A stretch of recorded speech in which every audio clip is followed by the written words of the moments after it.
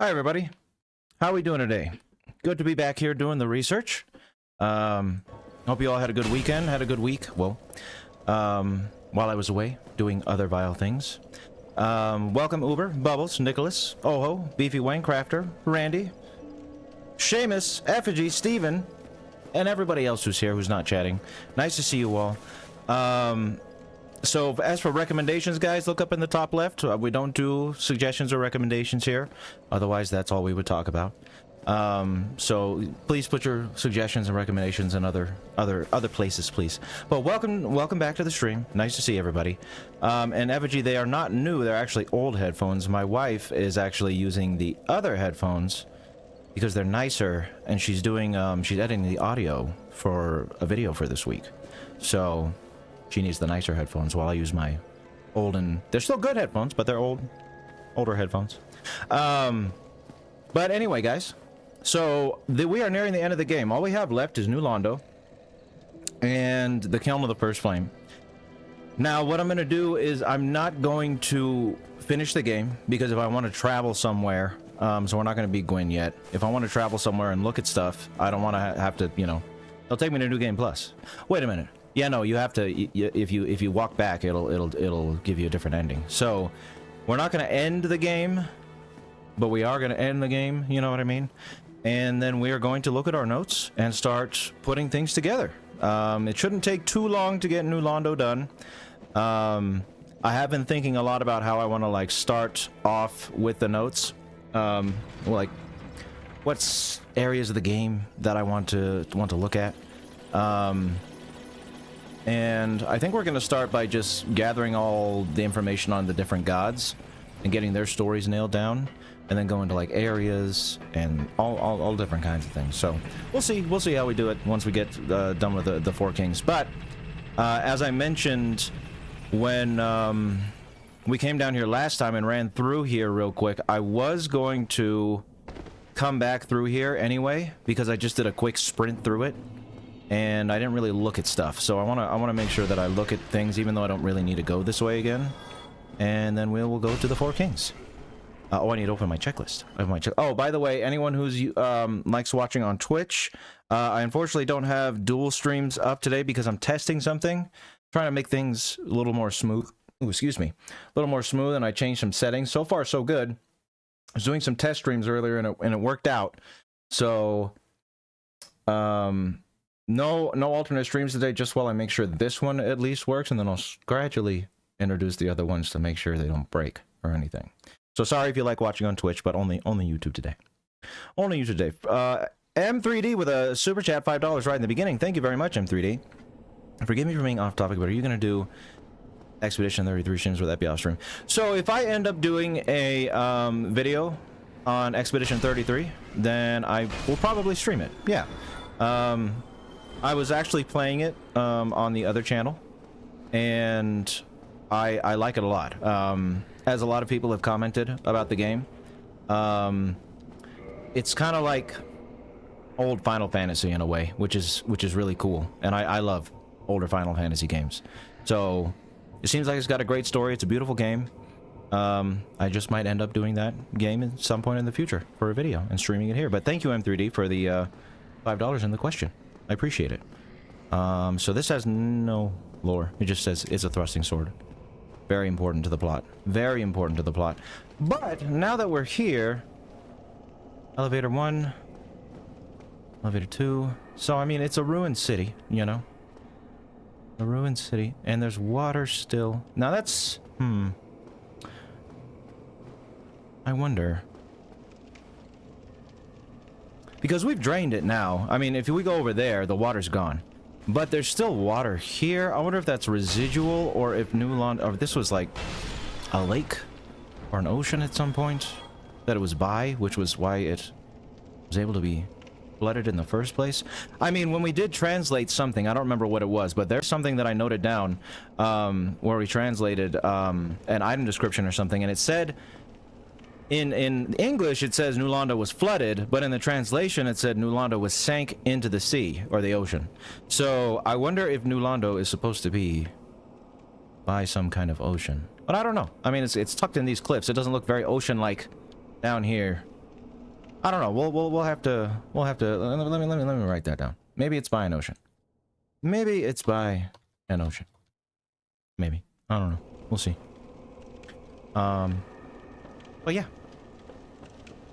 Welcome everybody. Oh, you like my intros, Cosmonaut? Yeah, that's a little gimmick I came up when I first did that in the Hans Landa video, and I thought that was pretty cool, where I made it so when I say hello everyone, the character's mouth is moving on screen.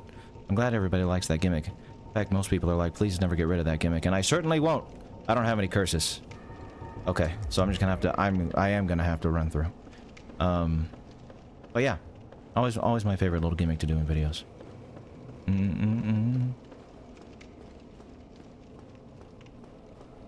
This zone is amazing, not gonna lie. The architecture is inspired and one of the most modern in the game. What do you mean by that, Eldon? But it is a pretty cool looking area. I mean, it's a nice, you know, it's pretty basic for as far as an area goes. It's a bunch of ruins, and they look rather ruinous, but they do look like rather nice ruins, rather good. And I'm gonna die. Yeah, okay. All right. Maybe I should get some. Oh, hello. I've never seen that happen before. I've never seen the water turn green when you fall in it. That's interesting. Maybe I will go get some curses. I might get a couple transient curses just so it makes this area a little bit. Oh, you know what? I didn't. Valley of the Drakes. Not that that's gonna have too much. Maybe we'll group that in with New Londo. We need to look at Valley of the Drakes a little bit. Yeah, let me go buy some curses from Ingward, and make examining this area a little easier, and not get accosted by so many violent spirits. Violent spirits. Yeah, I don't know, Steve. It's interesting that that translation says it was like sank into the ocean. So I'm gonna have to look into that. I have it noted down wherever that translation is till I get it properly translated. Because the thing with the translations I've been doing is it's Google Translate, you know, and Google Translate isn't exactly accurate. I know what I need to do. I have 3 Firekeeper souls, I think, and I need to turn them in. I just picked up one. I think they all say the same thing, though. Soul of the Dark Moon, Nidus, and Orlando. Soul of the Long Lost Firekeeper. Yeah, okay. Yeah. Okay, let's turn those in real quick. Might as well get the good buffs when we can, especially when we're going to be fighting a boss soon. A boss that I don't particularly enjoy. So yes, this will be nice. Thank you. Oh, whoops. Yes. Yes. That's it, right? Okay, cool. +6. Very good. Okay. Gwyn kind of did everything wrong. He sure did, Mercy. Gwyn's not the best. In the barrel right before the bridge? Oh, okay. I'll look in the barrel right before the bridge, Triffy. Thank you. And effigy for the tip. Appreciate that. You never saw Gwynevere. Okay. Did you beat Ornstein and Smoke?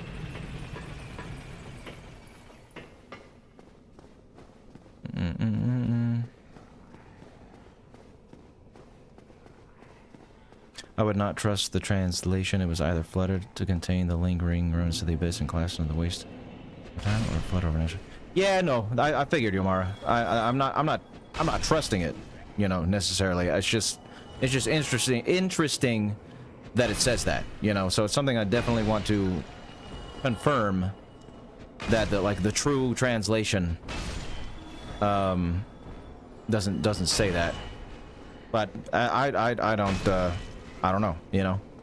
I'm not sure. I've always assumed it was flooded, so that's news to me. I'm not banking on it being sank into the ocean, but it'd be interesting if that is actually something that was true. 2 transient curses? I don't know if that's enough to get through here without getting accosted. We'll see. We'll see. When the Four Kings was a sanctuary. Oh, I do remember that, effigy. I do remember that. Yes, in the Souls randomizer streams over on the other channel. That was fun. The sanctuary kings. That sanctuary guardian appeared so much when I was doing a randomizer. That and what was the other one that kept popping up? Nito. Nito kept popping up in a lot of places. Come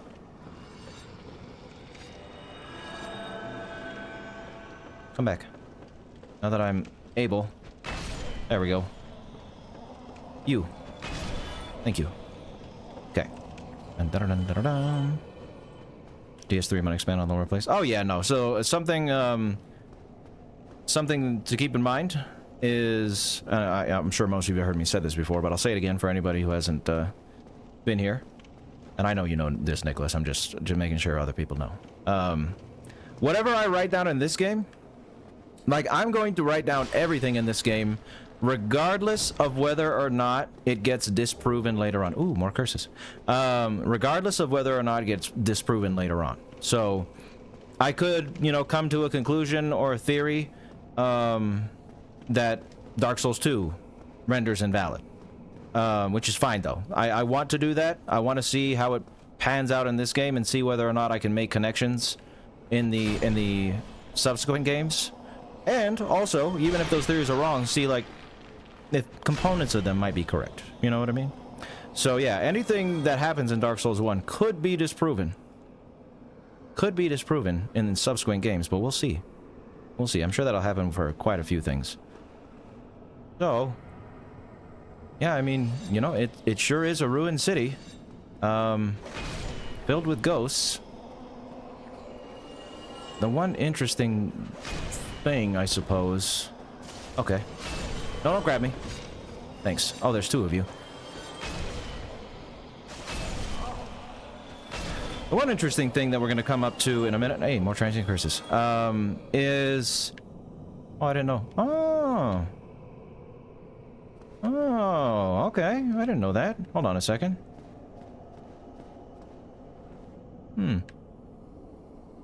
Staircase right there. I'm gonna investigate that. I think... Huh. It looks like the spot where you drain it, but maybe I'm wrong. I don't know. One interesting thing that we're going to come across soon is... There's a lot of ghosts in here, but there's one ghost that screams at you in this room, and I wonder if there's anything to that. I don't know. We'll find out. Oh, I see. Because it's you. Wait. Usually this part is flooded? And now I can see it. Yeah, because... Oh, okay. All right. Oh, there's another one that screams. Okay. Are you holding a baby? You are holding a baby. Okay. You have red eyes. Hold on, let me look at you. No, you got a red face? Wait a minute. Come on. Come back here. Go through the wall. Red face or red eyes? Red... Both? Both. Okay, and you shoot lightning. What, through your baby? Your baby shoot... Okay, I've never stuck around long enough to find out what they do, I guess. She has a baby that shoots lightning. Okay. And she got a red face. Alright. Okay. Well then.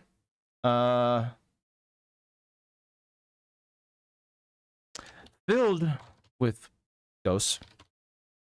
Female ghosts. Female ghosts will wield 2 knives. But there are a couple that wield 1, have red faces, and are holding babies that can shoot lightning out of their faces. I don't know. I don't know if that has any significance to the lore, but it's pretty cool. Oh, I don't know. I don't know. All right, I never, yes, like I said, I never stuck around for the whole babies shooting lightning out of their face part. You learn something new every time you play this game, I guess. Hello? You gonna come down from there, or are you just gonna be... All right. Thank you.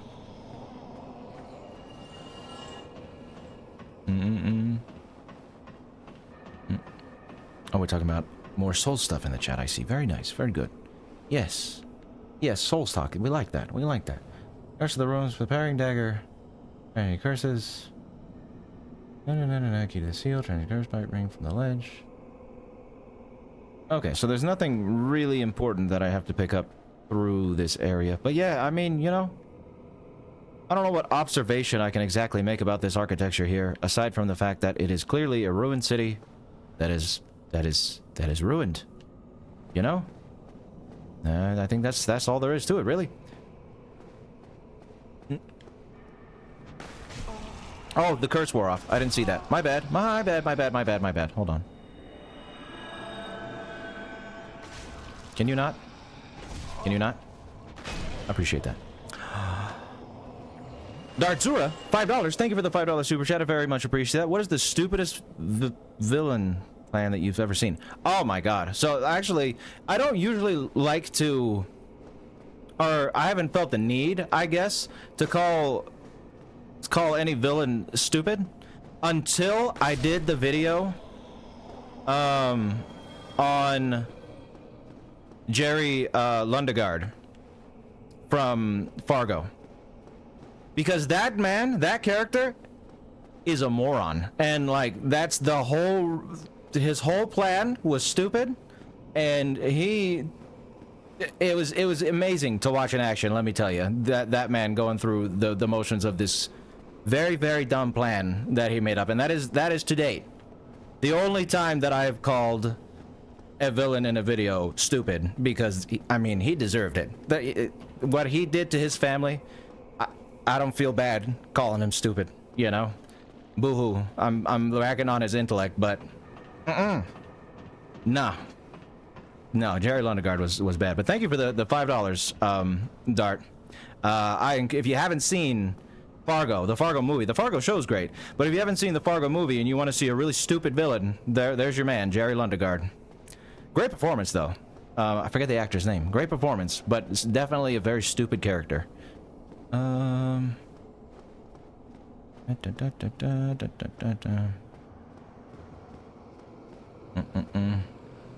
it does. It definitely contributes to the comedy, Christmas Egg. I agree, 100%. Makes it hilarious. Makes it a hilarious movie. All right, guys, come over here so I don't fight you in tight spaces, please. Thank you.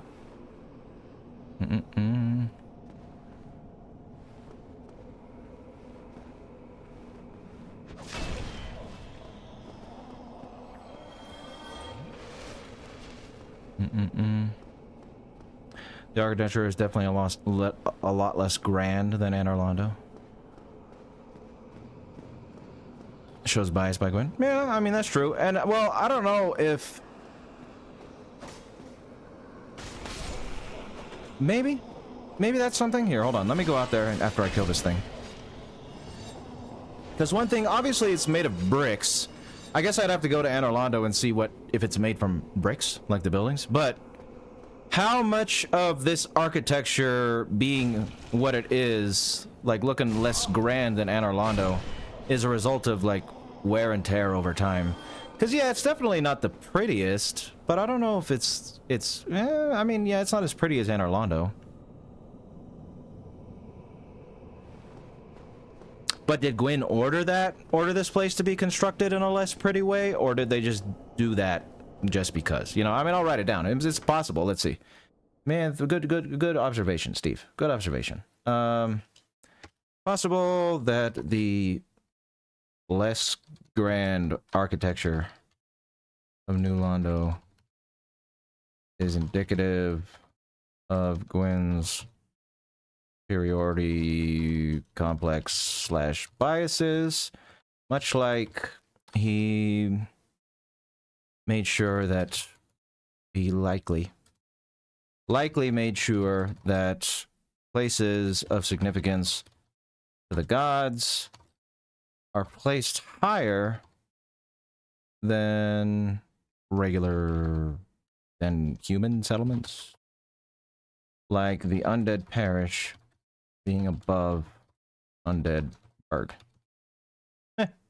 Maybe.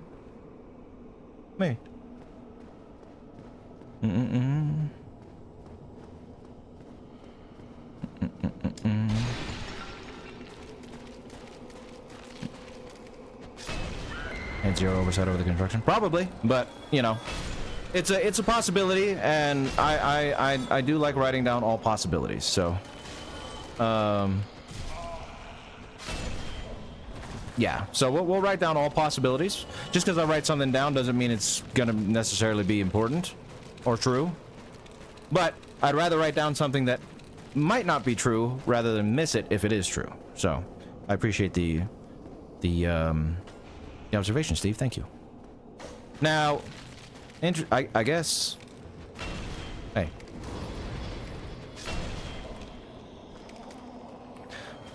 Why did she light on fire when I kicked her? This is not a fire weapon. That was, and neither is my foot. I mean, I don't know. There's a lot of weird things with these ghosts going on here. Okay. The room with the other red-faced ghost has a bunch of bones in it.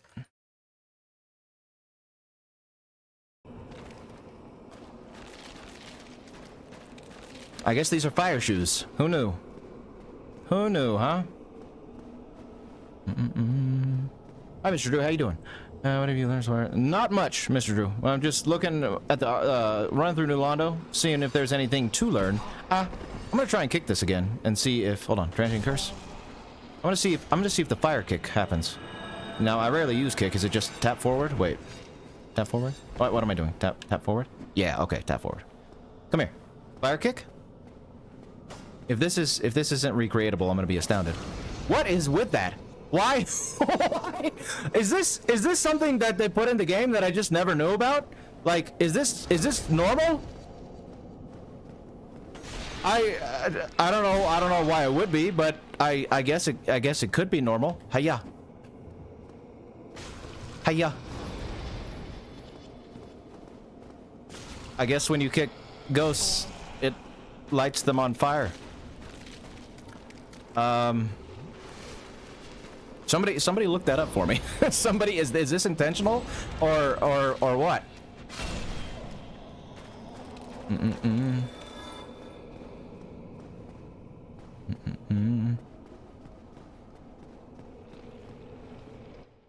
Thank you for the praise, Latem. I appreciate that, and I appreciate you being here. But please look up at the top left, and see the thing about suggestions. Yeah, they are guarding the cathedral ward. The bunch of bones in it, which is a room in the cathedral ward. Yeah. Paladin Leroy set. I don't. Oh, do I have that? I think I might have picked it up somewhere. I don't know if I do. I'm pretty sure I did.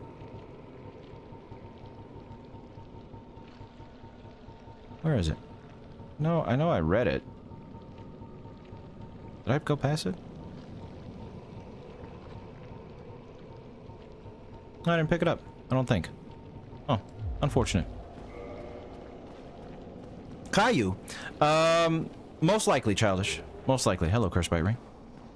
Hey!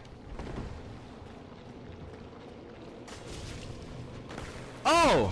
Oh, I still have the orange shard ring equipped. Okay. Okay.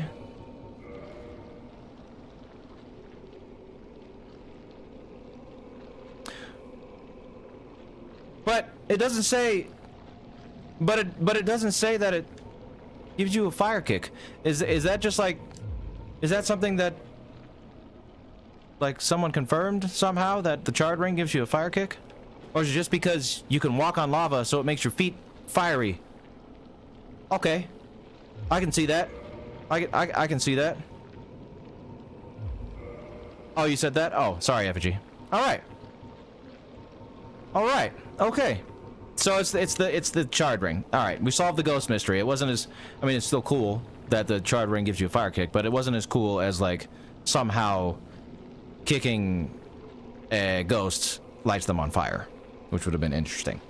All right. Another bite ring. Oh. Wait, I think I've written that down. I think all the bite rings say that. Do I have another bite ring? I'm sure I do, right? No? Wait, I didn't pick up the other bite rings? Hold on a minute.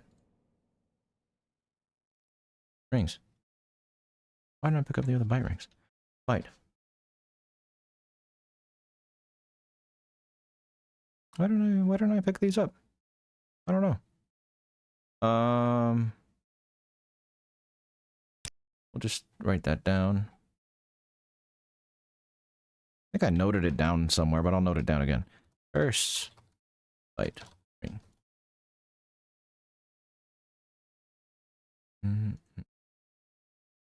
So I've learned 2 new things in New Londo that I didn't know about the game. Not necessarily about the lore.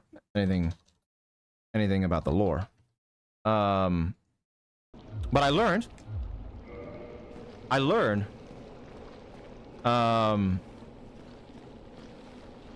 that the red ghost ladies, they have a baby that shoots lightning out of their faces, and that the charred ring gives you a fire kick, which is not, you know, unique to New Londo, but it's pretty interesting to learn nonetheless. Oh, Maximus, thank you. Leroy Set was behind Nito's tomb. I know she missed picking that up, so I don't know if you got it. I did not, Maximus. Thank you for that. Thank you for the $4.99 as well. I appreciate that. I will be sure to go and pick that up in just a minute. Oh, hello.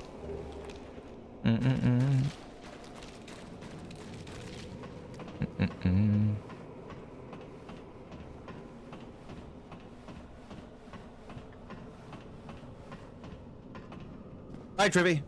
Thank you for staying as long as you did. Have a good night.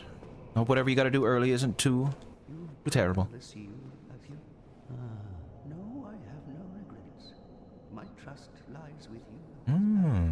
But you cannot proceed without being able to... I have that. Don't worry about it. Oh, what is it? Long ago, the 4 kings were powerful men. When an evil serpent dangled the art of life drain, they were unable to resist and became pawns of evil. Long ago. Okay. We're gonna write that down in a little bit, because I'm gonna go through all of his dialogue. And all of that as well. Right, I wrote that down. Wonder if I wear the ring, if he'll say something.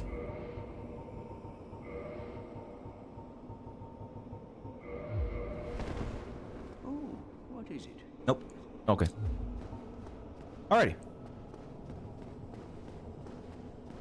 So.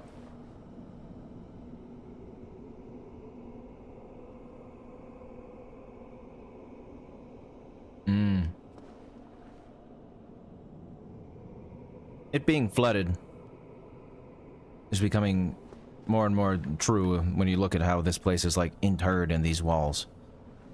Yeah. So that ocean thing is probably nothing, but we'll still see. We'll still check it. Down we go. With the... For whatever reason, I can't use my button to do that. What else is here? Anything important? Is this... Wait. Whatever was over there, was it important? Okay.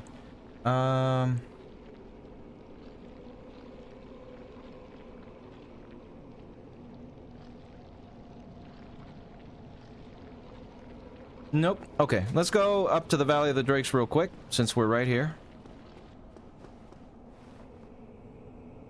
Well, I mean, I am here, but that way. Okay.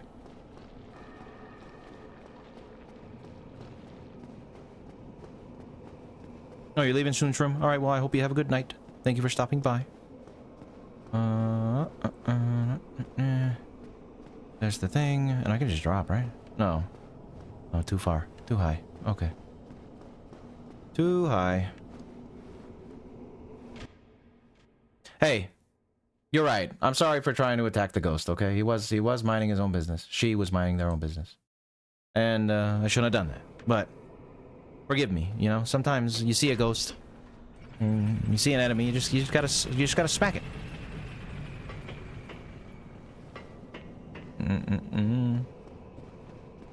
Okay. So, okay. Okay. That's cool of you. And so now I have to kill you. Come here.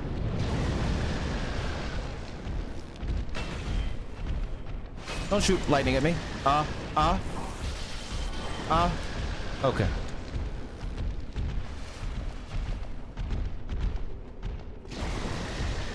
if we could just for a moment.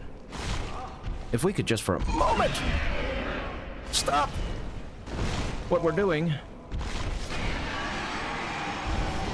Thank you. Oh.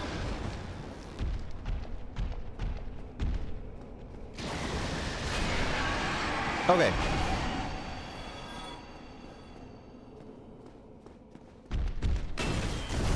Really? I would appreciate it if you would hold still. I don't know what it is with you and your friends right now, flying away from me. Also, no dying would be great. Thank you. Can you shoot lightning? Thank you.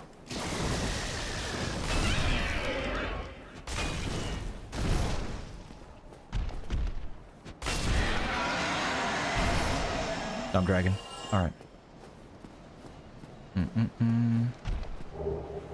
Wait!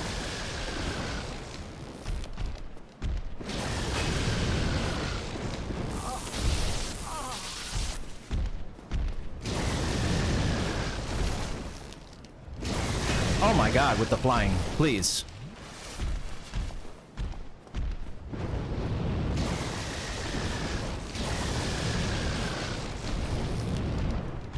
Can you stop flying?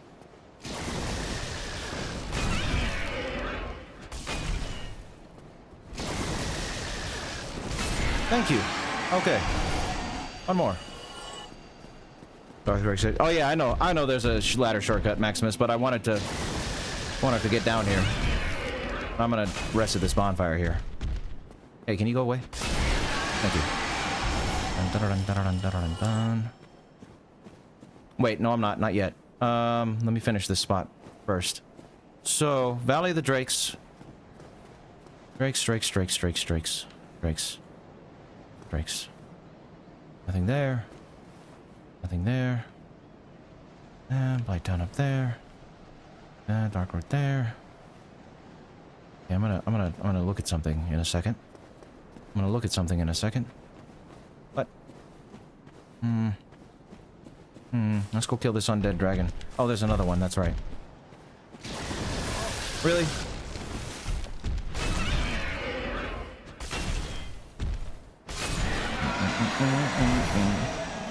So you good if I take a leap? Mr. Subsound, I don't know why, but I feel like I shouldn't trust you. Oh, is that right? Ryza, I didn't know that. I did not know that. Did I develop my tier list or did someone else make it? I mean, I made all the tiers on tierlist.com, if that's what you're asking. Like, yeah, I'm the one who put it together and you know, made the parameters and all that. I think I should just hit it first. Oh, you have a lot of health, dude.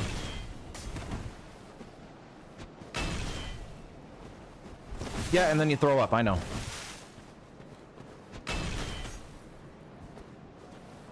Oh, uh-oh. Alright, wait a minute. Wait! And that was stupid of me.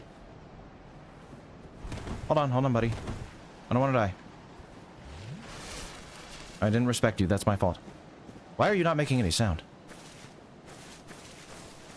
It's almost more unsettling than the sounds you usually make. Walk around. Hit the thing. And he bit me. Okay. I'm sorry, man.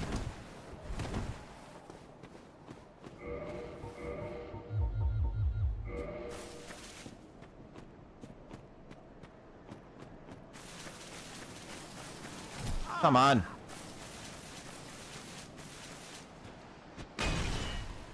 One hit. Cool. I don't want to med roll. He's a polite dragon. He is, isn't he? Sword, straight sword. Oh, that's from this. Ring shield. Overbrow knight. Okay. Restores, straight sword.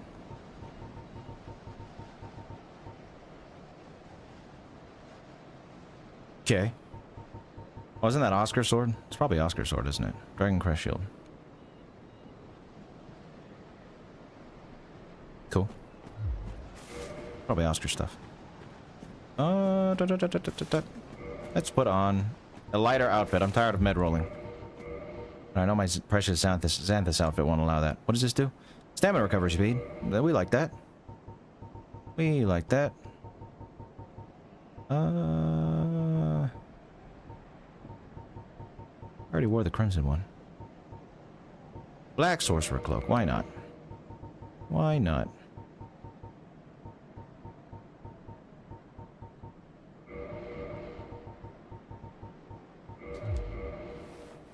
Menacing. Alright. Let me put my other stamina ring on too. Get all the stamina buffs. All them stamina buffs. Cool.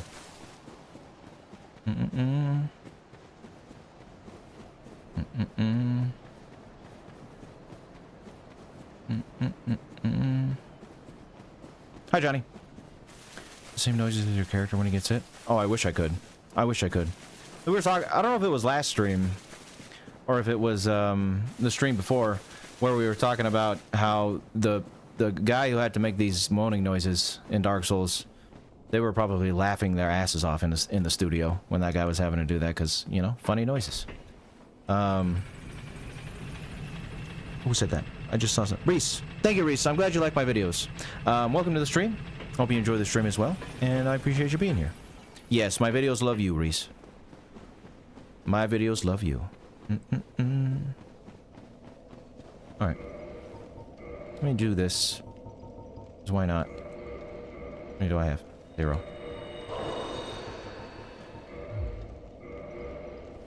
Did I read Sif's Soul? Probably says nothing, but let's check it out. Yeah, he guards the grave. And then we noted that. Okay, we didn't note that last time. Okay. Here we go. No, Lunovaria, I don't think we have the opportunity for that until the 3rd game. Even then, it's kind of weird how you find that. Well, welcome. Most pivotal decision in Elden Ring is picking your moan, right? Do they have the... They don't have the Dark Souls 1 moan in Elden Ring, I'm pretty sure. It'd be funny if they did, though. Did I kill this knight? Oh, I don't know. So I wanted to look over here real quick. Huh? What is that? Water? Okay.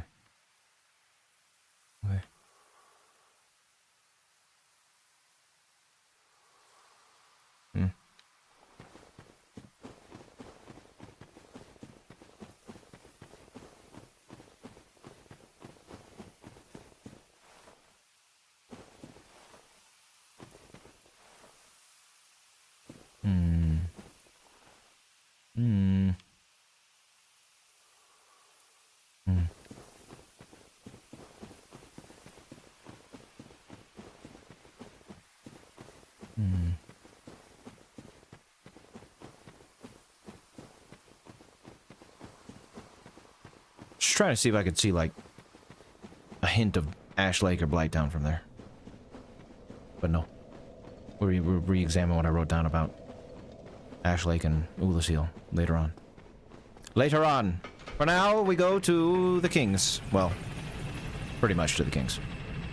Maybe the real Dark Souls, the friends we made along the way. That's right, Dragon. Now that Dank Soul? Yes, the Dank Soul indeed. What every young boy and girl strives to achieve, the Dank Soul. Shroomy is a poser.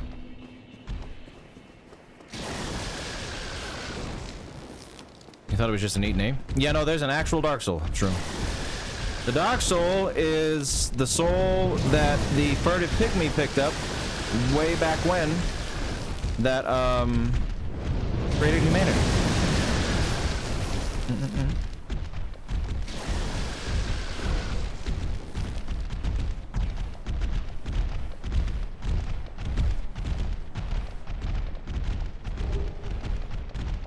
This doesn't say anything, I'm pretty sure.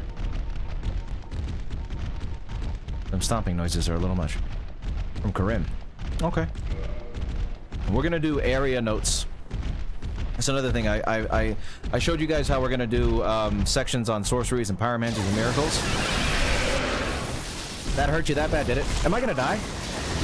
I am. Insane. Okay. Well, so much for... I mean, I didn't need to be human. The noise, man. It's so loud. What was I gonna say? We're gonna do notes for areas too. So I'm gonna consolidate the stuff about different areas. Not like areas like this. I mean like Astora, Karim, things like that. You know, things that are mentioned that we don't see.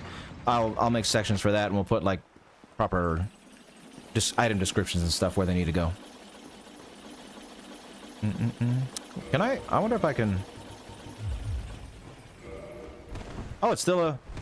That's pretty cool. Still a light roll without Havel's ring. So that means I can have this on with this on. Cool. Only 120. Not bad. Oh, I bet it is, Steve.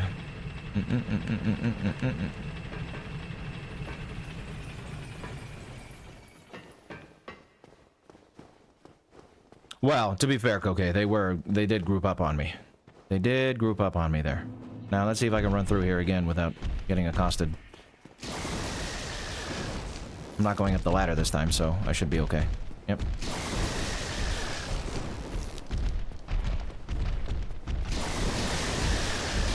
All good. Okay. Okay. That's a lot of bodies. Let's kill this Dark Wraith that's gonna... Yep, there he is. Nobody. Get away. Go back to your... valley. That's a lot of bodies. A lot of bodies that are, like, melted to get... What? You can come up here? I don't know you could do that. Hey. Can you quit? Thanks.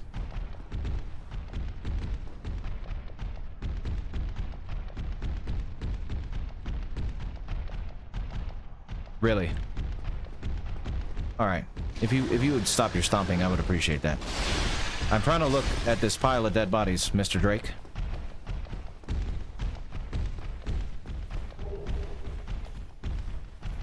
Oh.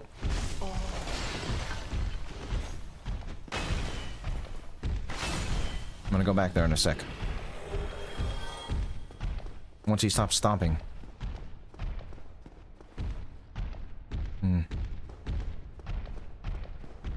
More Dark Wraiths? Where are you?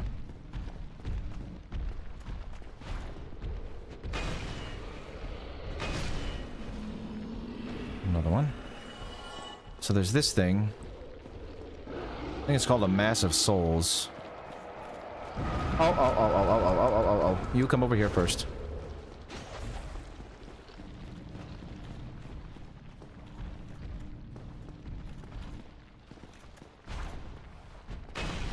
Well, you can move pretty fast for a big old slug-like thing.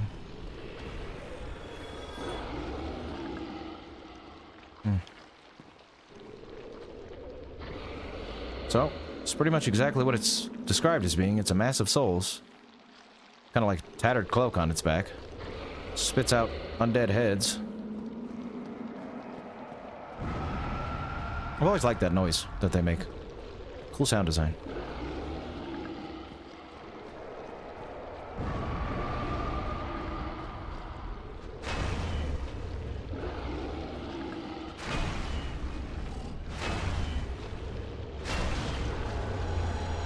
Okay.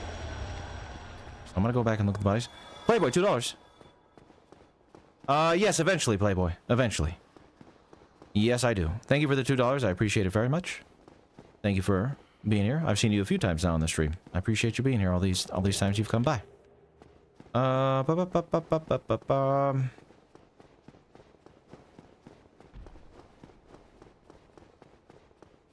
Okay. So these shacks. Are you still there? You stomping dragon? Kind of a cool name for our band. Stomping Dragon. A lot of bodies. A lot of bodies. And skulls. Bones. Oh, they're clothed too. They got clothes on them still. Okay.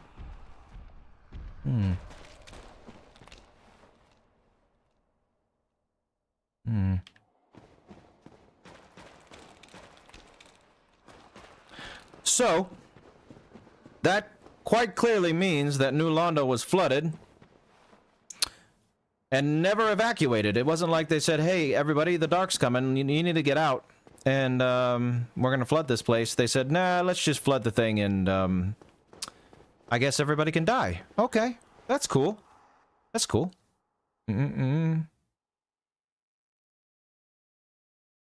So,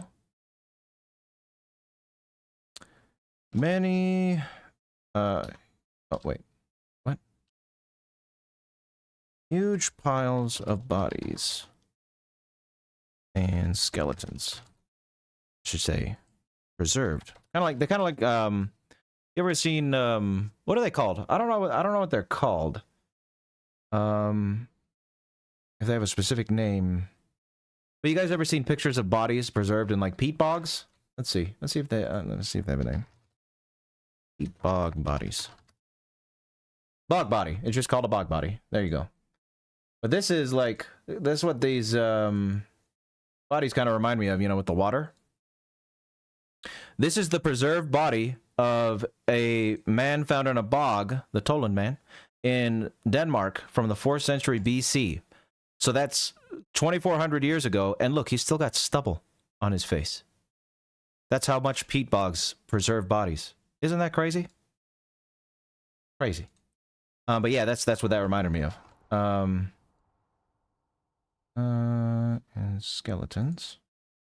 Implying that New Londo is flooded out, evacuating its inhabitants. Some of the bodies were likely corrupted by the dark and became the masses of souls enemies.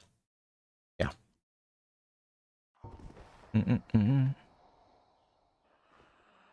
Maybe just go down there. Oh, is that right, Maximus? I didn't know that. Thanks for that. Good, Nathaniel. How you doing?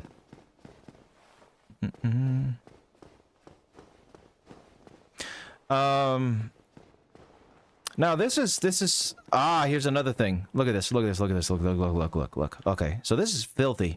Now I don't know if that matters. I was gonna say, like, I don't know if that's excrement. Could just be, you know, water, filth, moss, and algae, and what have you. But these structures, as decrepit as they look, they're clearly not a part of the city. You know what I mean? Like, it's all made of bricks, and then there's these wooden homes type thing. So, what this implies, I think, the wooden homes, the wooden shacks slash homes that got the area immediately. Oh wait, no, not the area. Not the area. Imply that there were survivors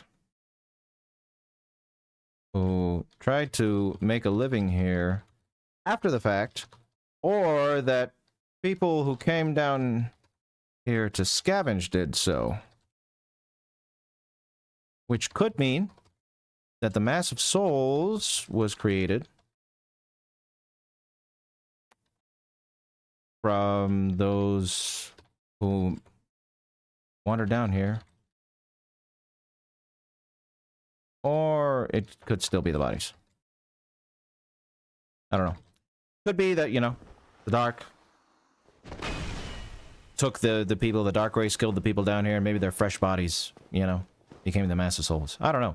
But this, at the very least, whether or not that's true, I think this implies that people tried to live here. You know what I mean? After the fact.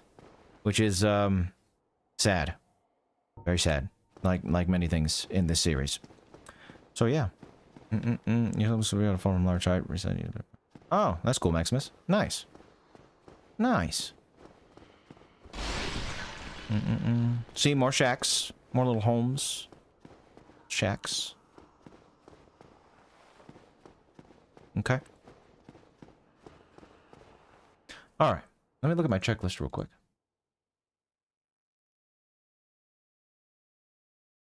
Got the very large ember. Red eye orbs. Night chunk.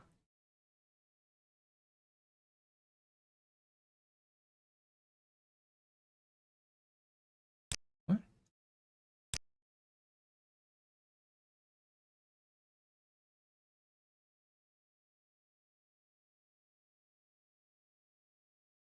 Okay.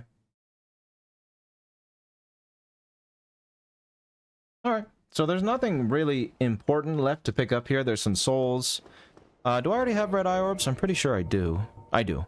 So and I think I've noted stuff down about them. I'm still going to explore just a little bit. If there's anything more that I want to look at, but I don't think there's anything I need to pick up that's important. Like this is probably a soul or something. Yeah, see. So this is... the other side is where we were at before. There's another dark wraith sitting over here. Hi, buddy. No thanks. Cool. Another dark wraith sitting over there.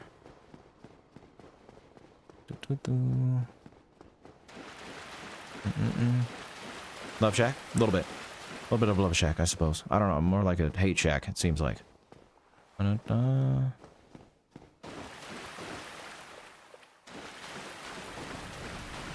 Yeah, no. It wouldn't surprise me either, Ryza.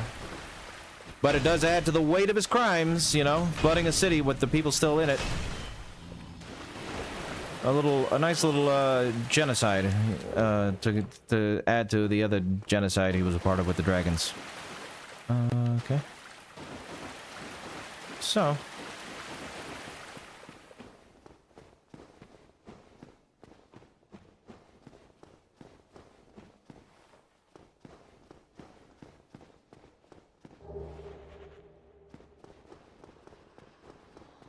Another mass of souls.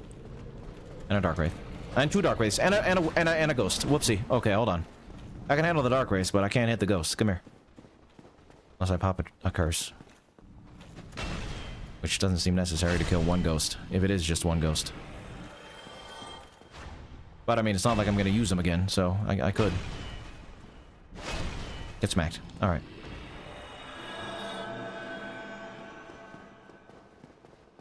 Where you at, ghosty?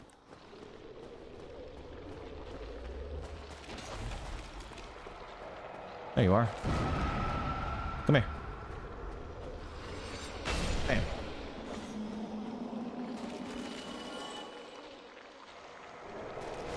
Oh, another one.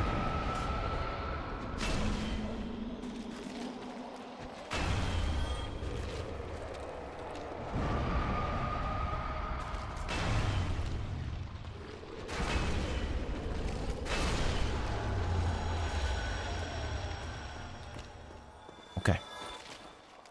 Oh, a chest. Mimic? No.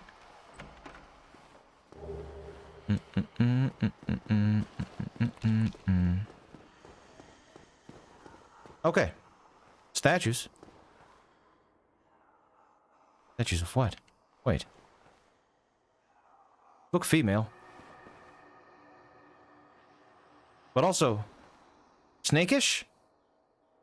Serpent-like, dare I say?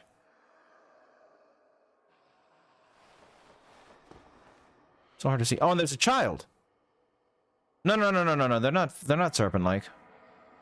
Okay, it looks serpent-like from a certain angle, but no, it just looks like a mother and her child. With a crown on his head. A little crown on his head. Signifying the four kings? Is there four of these, or is there just two? Looks like just two. Oh, what? Where? Oh.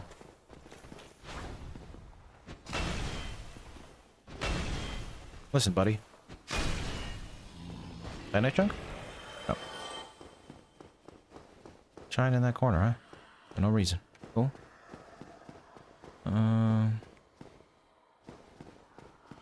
That'd be cool, Maximus. Okay, so two statues.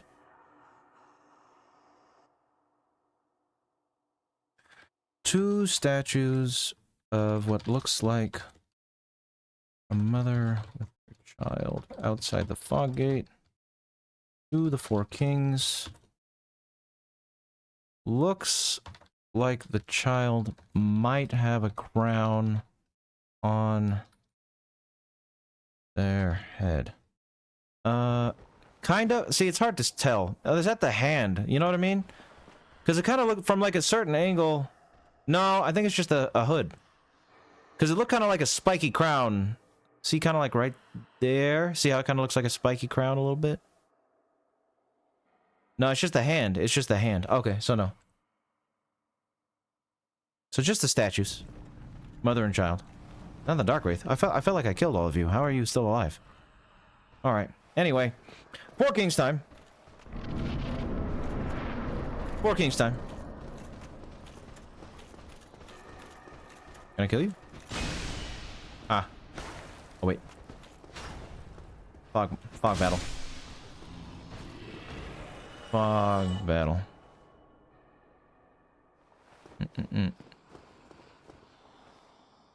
Huh? Who? What are we knowing about? How long have I been a YouTuber? I've been a YouTuber for 5 years now. What?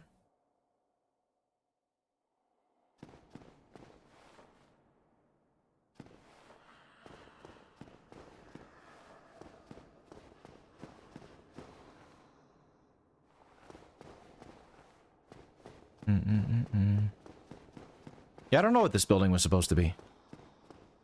It's a good question. Just some kind of tower?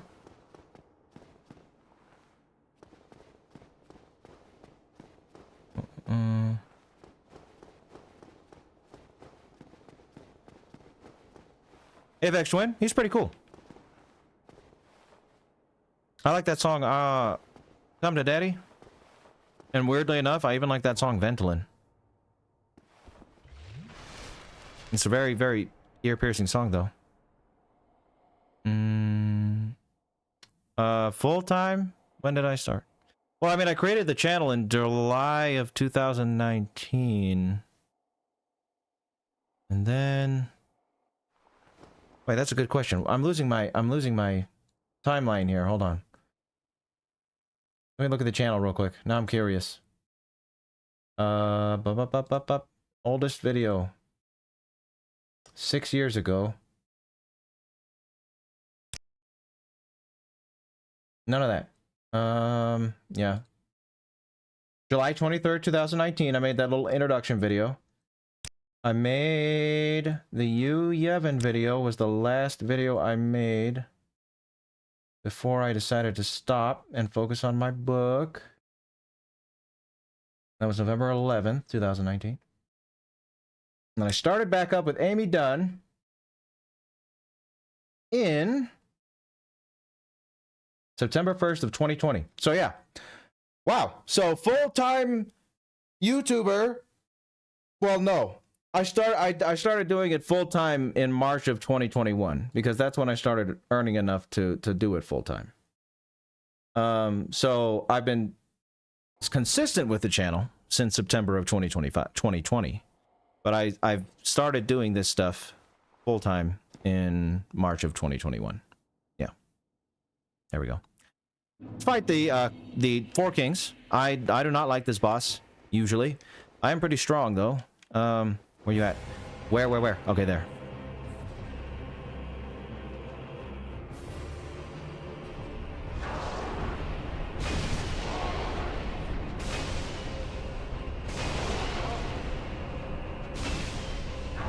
You hit very, very weakly. Okay. Alright, this is not going to be as bad as I usually do at this thing, so... Where's the next one?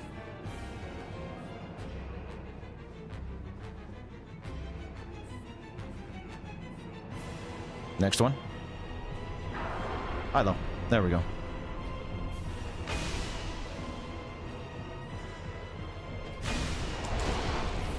Wow. I didn't know they hit. They usually not hit this hard? Maybe I've been a big baby when it comes to the 4 Kings. All right. Cool.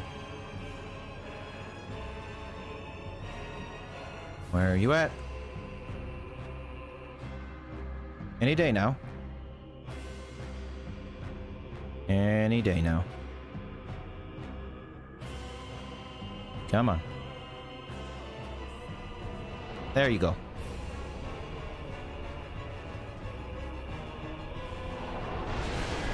Oops.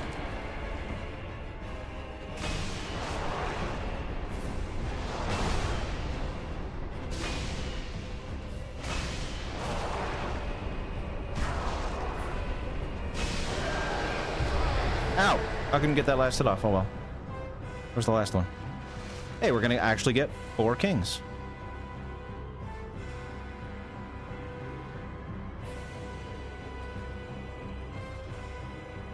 Scales on how much it comes back. Oh. Further you are, the more damage it does. Oh, okay, I didn't know that.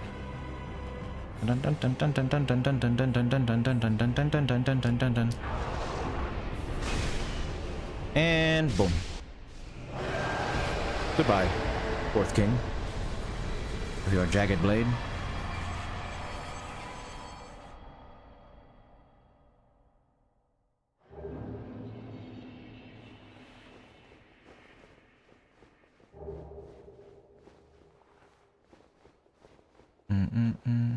All right.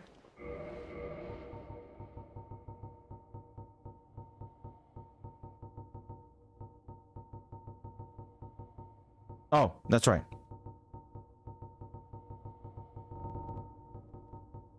That was very hard. All right.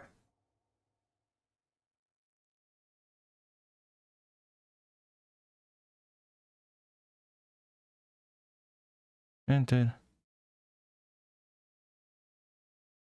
Okay. Let me look this up. Wait, hold on one sec.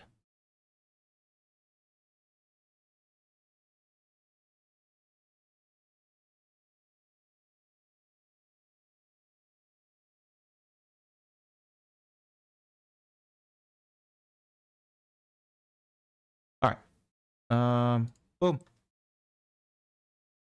What am I looking at? Oh. Soul shard. Sorry. I lost my train of thought there for a second. Bequeath. Total tech. Yes, that is true. It did take me... I actually got lucky. This is what I tell everyone who's thinking about making a YouTube channel. Is I did get lucky. What happened, how I blew up is when the Nurse Ratched TV show came out. I had made a video on Nurse Ratched, I don't know, a year before that. No, wow, new 4. Wow, 4 kings. 4 kings. I had made a video on Nurse Ratched like a year before that, and when the show came out, I'd stopped making YouTube videos after I made the next video after Nurse Ratched because I wanted to focus on my book. So I stopped for a while, and then one day I decided to check back in, and I saw that the Nurse Ratched video all of a sudden had 30,000 views. And mind you, all my videos had like 600 at that time. 600 views. And what happened was, my video ended up getting the #1 recommended spot under the trailer for the new Ratched show on Netflix. And that's how it started picking up steam. And it picked up steam, and then people said they liked it. That was the important thing. So I was like, okay, people seem to like this. Maybe I should give it another shot again. And I gave it another shot, and now here I am. So my advice to people is always, you never know what's going to stick. You never know what's going to be a success. If you have an idea, try it out. Because it could be something big. And while luck does play a good factor in stuff happening on the internet, if you get lucky once, and then everything you put out after you get lucky isn't so great, luck doesn't really mean much. You have to get lucky, and you have to be presenting something to people that they actually want to see, you know? So, but, if you have an idea, try it. Make sure it's the best you can do with the equipment you have, even if you gotta record your first video on a Motorola Razr. Give it a shot, do your best, and see what happens. You never know. Maybe you could have a channel like mine someday, you know? I am pleased to see you well.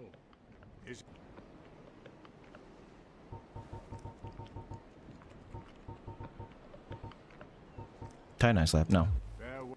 Oh, we're gonna go look at the Kiln on the first plane now. That's what we're gonna do.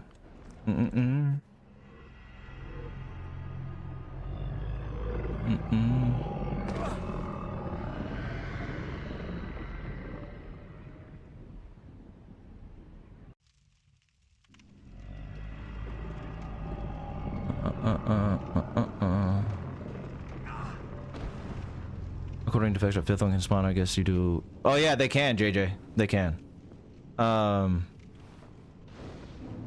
Yeah. Nope. And Yomar is actually exactly right. Yeah. That's the stories of the Four Kings. We just got swallowed. So, my life just being in the right place at the right time. It's good to be in the right place at the right time. It really is.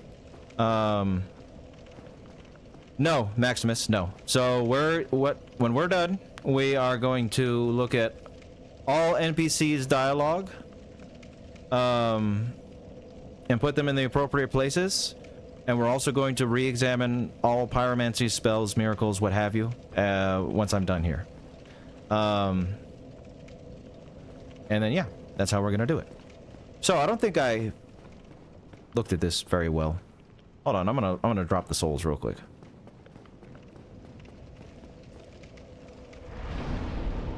I'm glad to hear it, Nicholas. It'll happen someday. Not yet, no, Steve. Because I've saved... I didn't write their dialogue down. Until... I'm not writing their dialogue down until later. So I haven't taken notes on them at all yet. I wanted to wait till the end to do that. So, not yet, but soon. In fact, probably in this stream. We'll see, though. We'll see how I want to do things once we look at the Kiln of the First Flame here. Okay. So, Lord Vessel looks like that. And... what are those, just like placeholder Lord Vessels? Oh, they're just like sconces. I don't know. I wonder if you can go up there like using... I'm sure you can, using some kind of mod or something. Pretty cool. I'm sure there's nothing up there. But still. Okay. To the Kiln of the First Flame. Let's check it out. Oh, welcome, Raphael. Love from Nigeria. Appreciate you tuning in all the way from Nigeria. Hope you have a good time here, and thank you for tuning in. Candle thing spells. I think that yes, some kind of sconce, torch holder, something like that. I'm not exactly sure. So somebody. Okay. Kiln of the First Flame.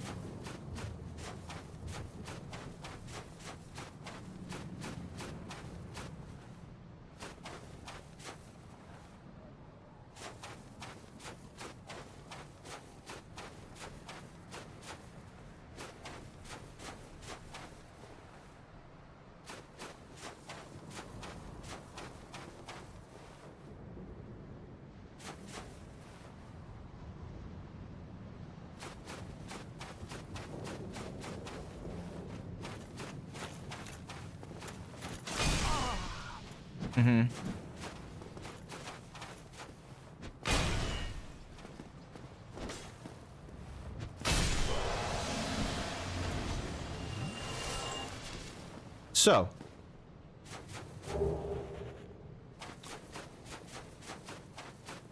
what I was looking at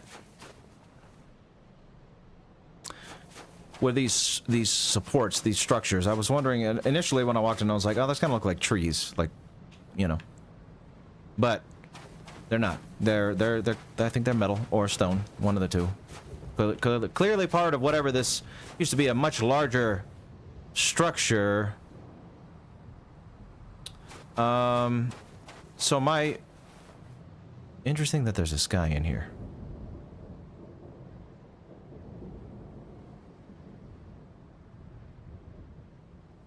Huh. My initial reaction to seeing this place and thinking about it, because I never thought about it before coming here, when I came here the other times, is that this was probably once a gigantic church-like structure. Well, not even necessarily a church.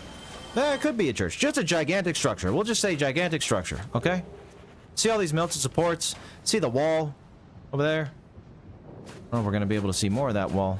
But this was probably maybe a fortress. Maybe a fortress is the right word, because Gwyn probably wanted to guard this place. You know, with his life type deal. With everything he had. So, my thoughts are, aha, tree. My thoughts are that this is where the first flame is. Obviously, it's the kiln of the first flame. And they built this around it to protect it. And then when Gwyn came down and linked it for the first time, it caused probably some kind of explosion here. Which, ruined the building and, you know, killed all the people and made them into ashes that may have been here. Charred the knight's armor, you know, his silver knights. I know they were supposedly charred fighting demons, but it makes sense that if his, because he brought silver knights down here with him, it makes sense that the explosion charred their armor as much as fighting demons may have. Hey, no kicking. Okay. So, why is there an item over there? What? Hold on a second. Let me look at my checklist.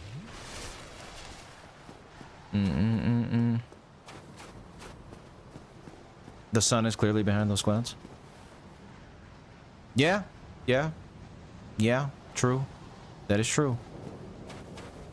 So, down and out from Firelink Shrine.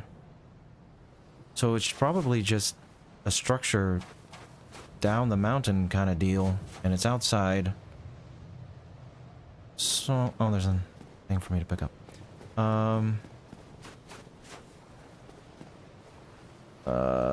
DS1 Kiln is kind of a mystery that never got expanded upon. Presumably a real physical place in Arsenal, but that's going on with the way we...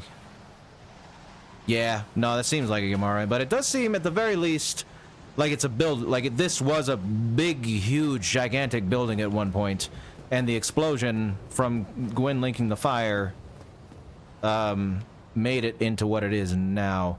Looks like it was built either on top of an arch tree or around it. I don't know if that really matters, because arch trees were, you know, everywhere before Gwyn and his gang showed up. So it being built around one isn't really too significant. Let's see. Let's go. I think I have it down here.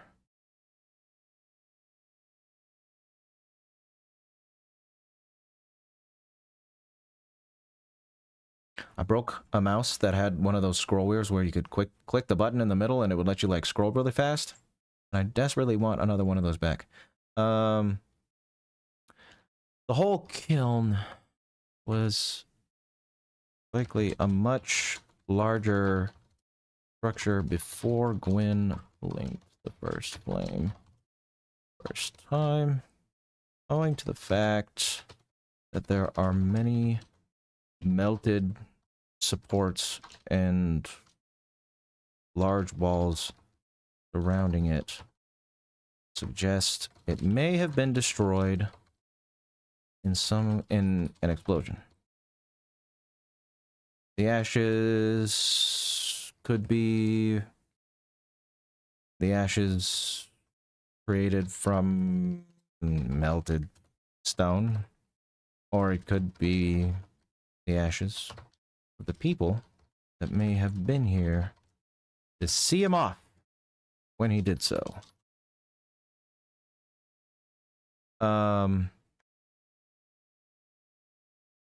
Either a place of worship initially, or just a giant fortress designed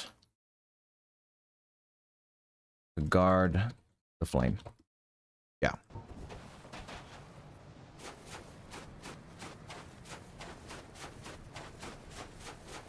Yeah, that's not much info. Oppenheimer was in Dark Souls? Yes, it was a nuclear bomb. It was a nuclear explosion that happened around here. Alright. There's a couple things. Oh, my cheat sheet. Hold on. Where? Kiln the first flame. Here we go. What is there to pick up?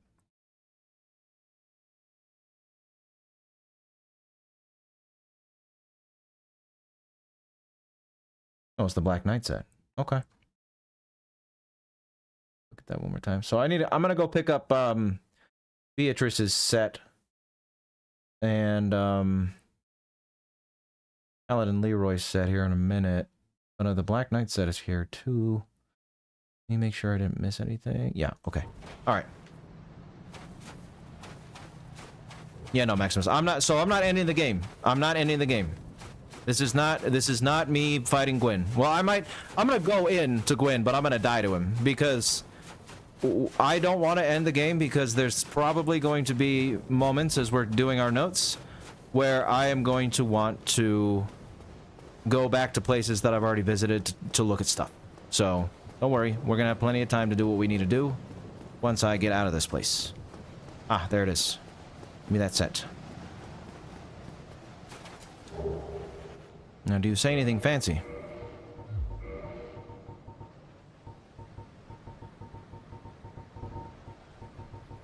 Do you say anything? I always do this. Okay, there we go. Some of the Black Knights who haunt Mordred. The knights followed Lord Gwyn when he departed to link the fire, but they were burned to ashes in the newly kindled flame, wandering the world as disembodied spirits. Okay, okay. Alright. Okie dokie, hold on. Let me get to a place where I'm not gonna smack something and fall off a ledge. In fact, we'll just go this way.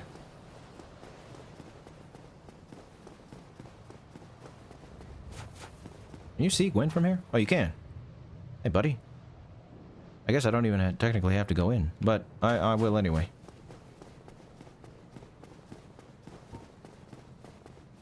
Let's go kill this last night, and then I'm gonna write that... Oh, last 2 nights, I guess. And then I'm gonna write that down. Whoa!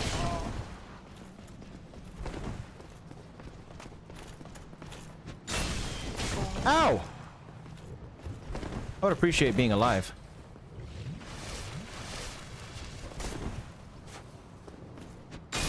Thank you. Got something for me? Thanks. One more night.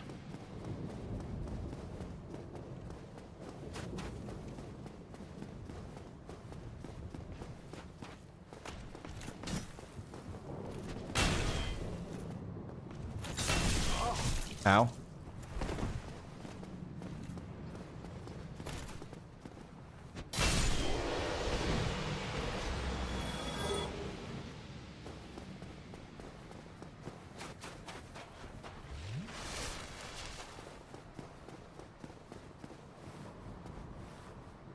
Anything else? Not really. Okie dokie. Alright. Enemies. Black Knights. I like how my character is doing some squats on these steps while I'm doing this. Squat it out, guy. Get those leg muscles up and running. Oops. Oh, I didn't do that. There we go. Armor. Black Knight. Hey! Okay.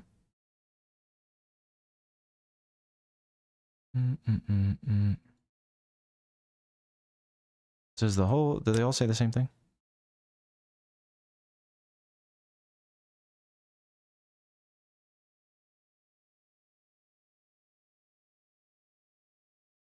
Okay. Disembodied spirits, huh? Wonder if it says anything in a translation.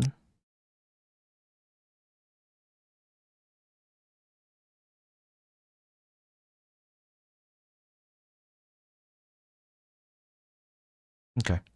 So no. The knights who followed Gwyn, the flame, reduced to ashes, and wandered the land. Disembodied spirits afterward. So most of the ashes likely came from them. Alright. Bum, bum, bum. Hammer down from Gears. I've never played Gears of War, actually. No, I mean, that's a lie. I mean, I played it. But I didn't play it that long, like an hour, maybe.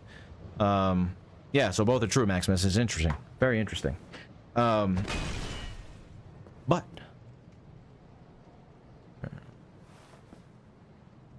Maybe. Maybe, Jenkins. I'm not sure. That's a... Could be. Could be. Game's going great, Blood Ocean. We're about to enter Gwyn's boss room. We're not going to beat him. But we got to hear the song, you know? Gotta hear the song. The best song in all this whole Soul series. Well, that might not be true, but it's one of them. The Plin Plin Plon. Okay, buddy. I just want to look around. I promise. I know you're angry because you're not really alive anymore. Just want to look around.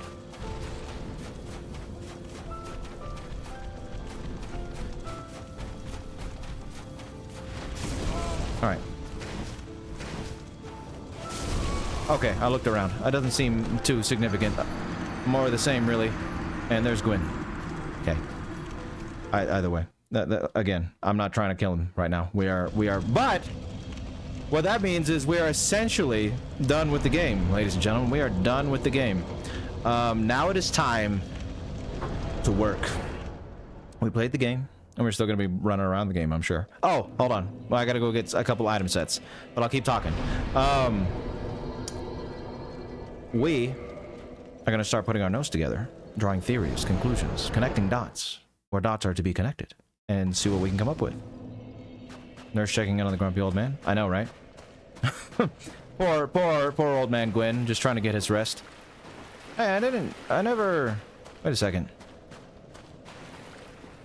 Right behind his coffin. Oh, over here? Huh? You tell me where to go, Maximus, and get this set before while I yap about something. Why is there 2 coffins?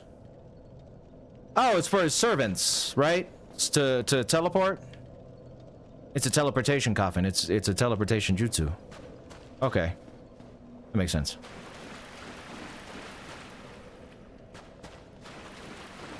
If I defeat Manus, it immediately brings me to NG+. Oh, welcome, Monkey in the House. Well, I'm glad you like my Tony Soprano episode. And yes, I am streaming Dark Souls right now. But I'm not going to beat Manus, Yamar. We're going to look at... oh, there it is. Dusk stuff. There we go. Yeah, no, that's why I'm not beating Gwyn right now. Yeah. Nito Jr., his wife, maybe his wife, but it's also, you know, before you beat Nito, you can teleport. Oh, you're talking to Jason. Oh, I see. Sorry. Before you beat Nito, you can use the coffin to teleport here. And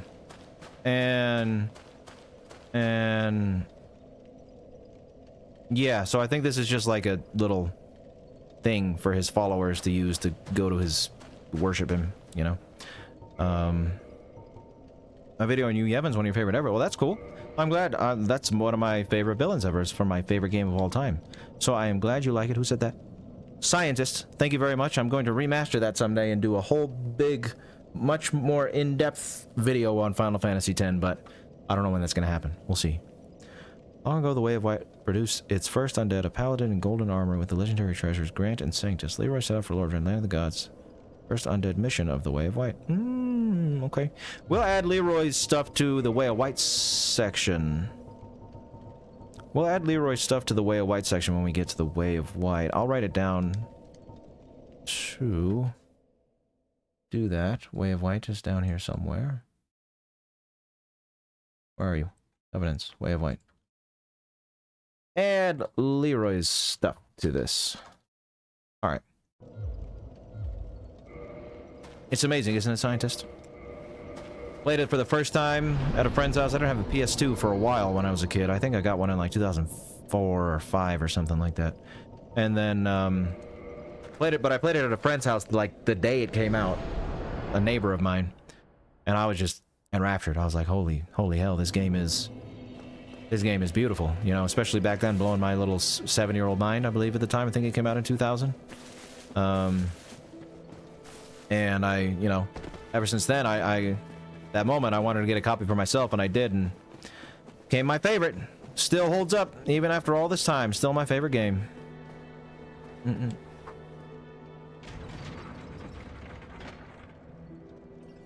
Yeah, I'll check it out, Steve. I'll check it out. I'll make sure to translate it when I get down to writing it. Get down to writing it down. You really should have it, G. It's a beautiful game. It's a fun, beautiful game.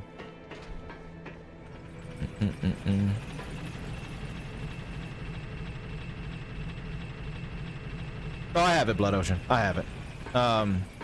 Doesn't say anything lore-wise, so it's not that important. But thank you for looking out. Thank you for looking out.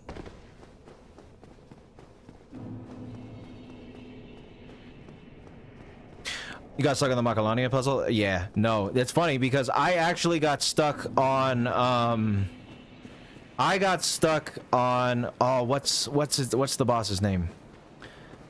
You know when you get on the airship for the first time, I think? And you have to fight that, like, dragon boss?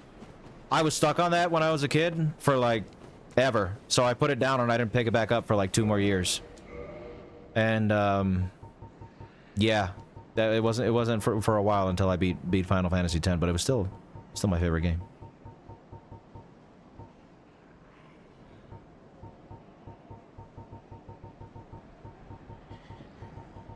I feel like so many people got stuck on that dragon thing. He's just a big old, like, knowledge, I guess knowledge check would be the right way to say it. Rogue Witch Beatrice. Almost all magic used to employ catalyst study at Dragon School. She braved the abyss, but did not live to tell of her ordeal. Where's your hat?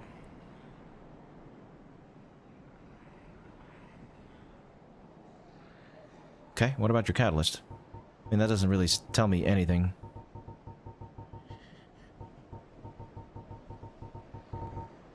But other than the fact that she was a witch who went down there.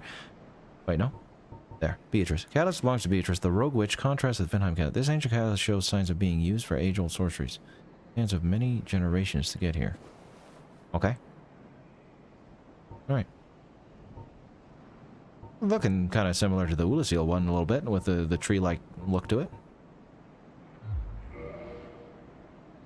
Putting Yojimbo out? Yeah, good idea. Yeah, Yojimbo's the man. Yojimbo's the man. Though Anima is my favorite Aeon, for sure. Oh, that's terrible, scientist. That sounds rough. That sounds rough. Oh, getting stuck on Unalesca is the worst, Koke. Because of that stupid cutscene that replays every time you have to fight her. Don't like it. Don't like it. Oh yeah, we got another, yeah, Nicholas was mentioned he loves Final Fantasy X. Final Fantasy 14. Yeah, Nicholas has been pulling for an Emmett Selk episode for a long time now, which I will do eventually. Alright, so we got stuff. Now, I'm gonna take a quick break. I'll be right back, and then we are going to start doing our work. I think I might put on some non-copyright music while we do that, because otherwise it's gonna be kind of quiet in here. But yeah, I will be right back. See you guys in just a second.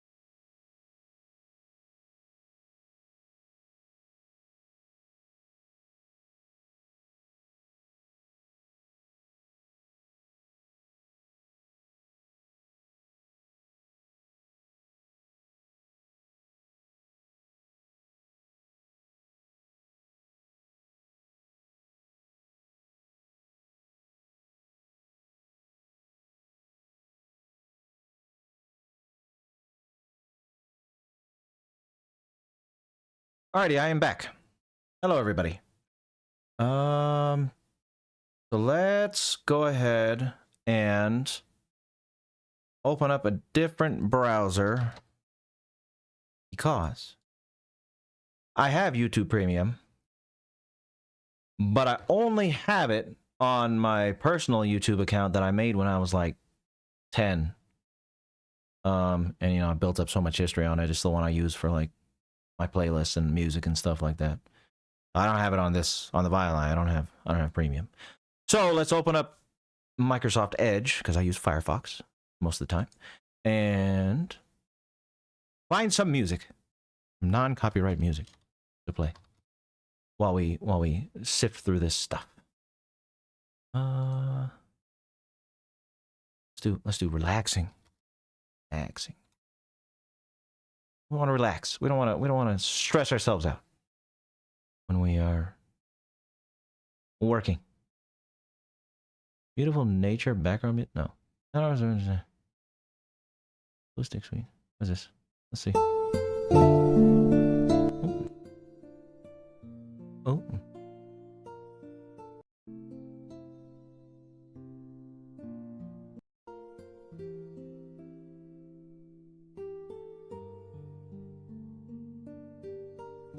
It's a little sad. It's a little sad. Hold on, it's a little sad.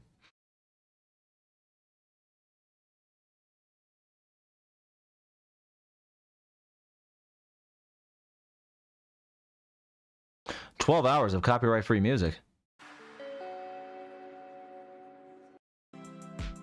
No thanks.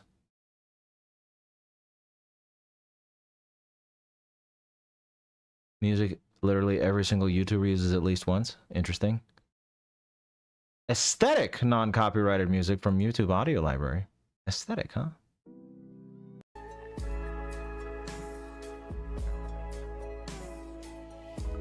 Nah. I have specific tastes here. I have specific tastes here.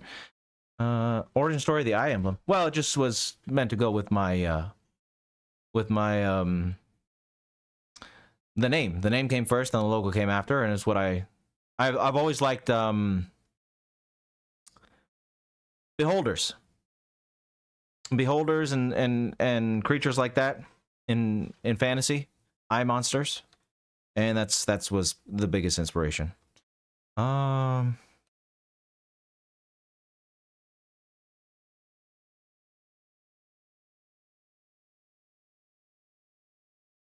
That one.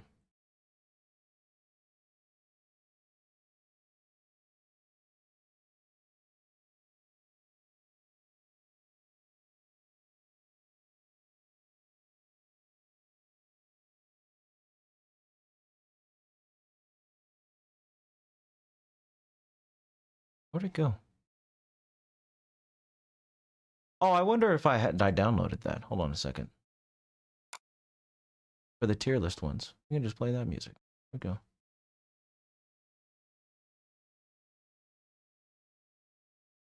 That up, is it good? No.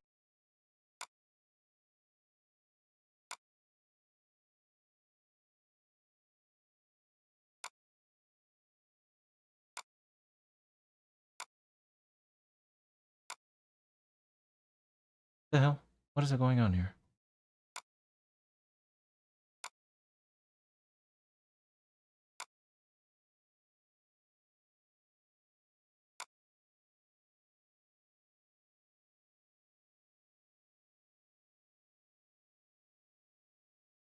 There we go.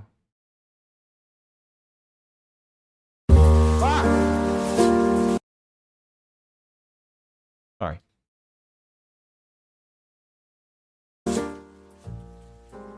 Just a little ambiance.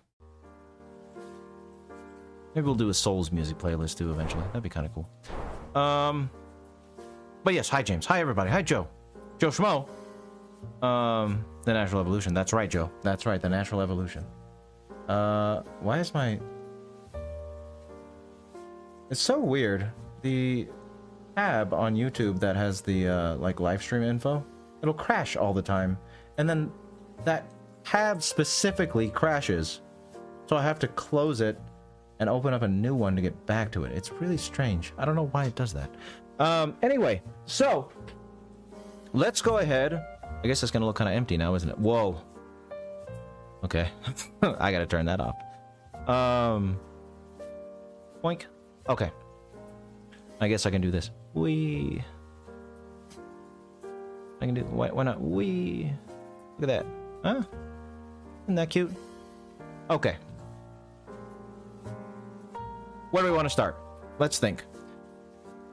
Now, examining enemy weaknesses. That is something that we need to do eventually.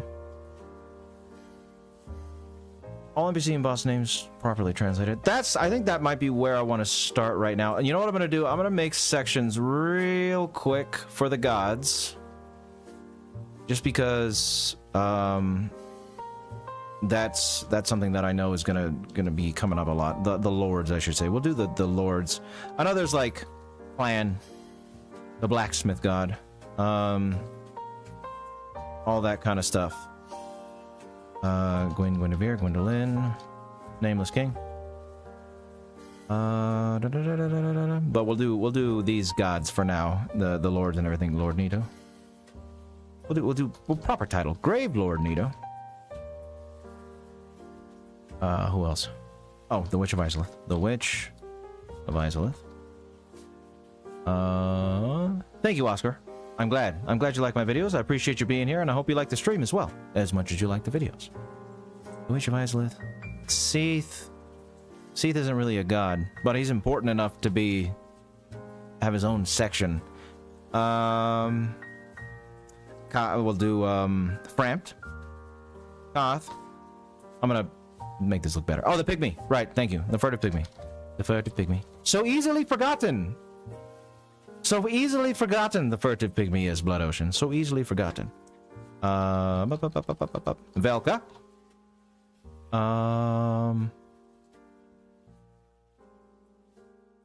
Yeah. No.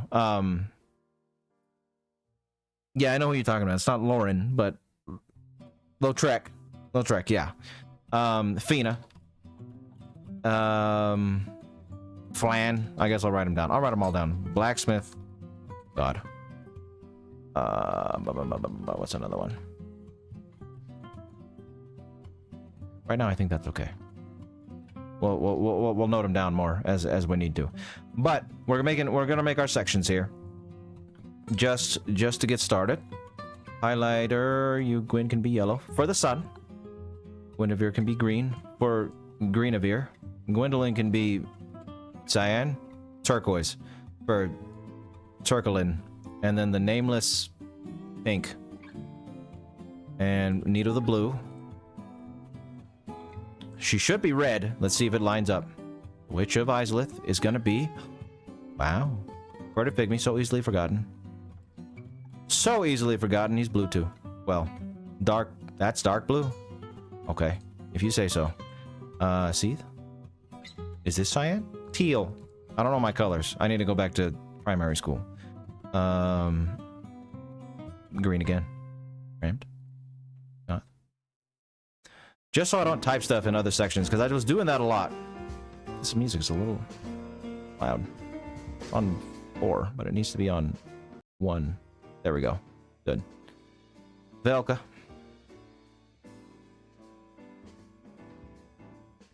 Wait, what am I doing?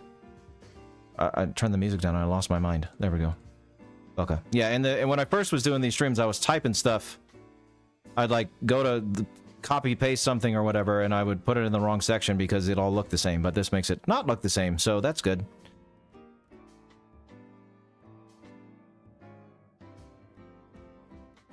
Which is okay if I'm doing notes by myself, but you know, little confusing for you guys. Plus, it keeps things organized, so why not? All right. What do I want to do? NPC dialogue. NPC dialogue, NPC name translation, and boss names translation. That's what I want to do right now. So let's go to an NPC's. And we'll do it in their corresponding location just to keep it all organized in one spot. But let's go to the NPCs. And go through their dialogue. Oh! Hold on. Another thing that we're going to do after we noted down the gods. Astora, Karim, Vinheim.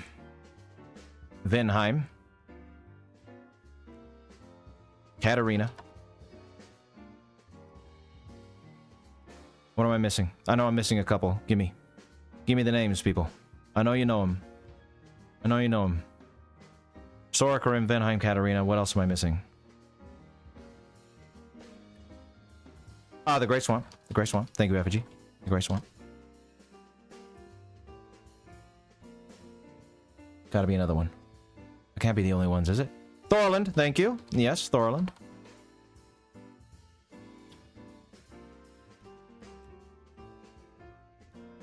Start doing this while... I think that might be it, though. Maybe there's one more that I'm forgetting, but I think that might be all of them.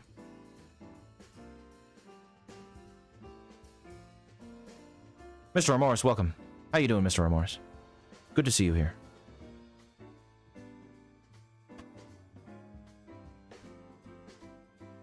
Okay. Good. Alright, let's look at some NPC dialogues, huh?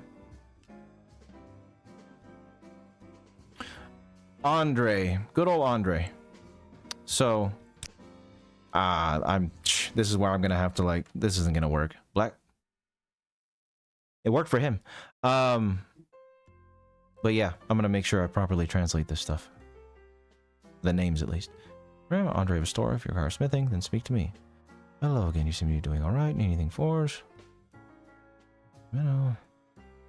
Yeah. Focus on forging. Let's ask for a blacksmith.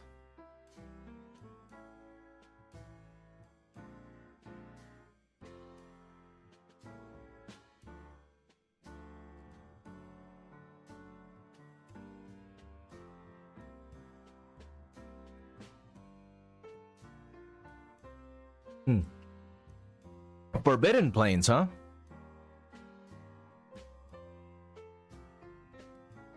Okay, so this is an interesting bit. I saw him say this earlier. I don't think I wrote it down though when we visited Andre before.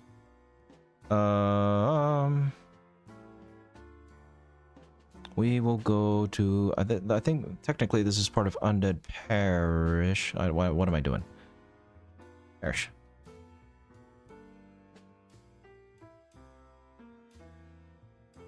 There we go. Okay.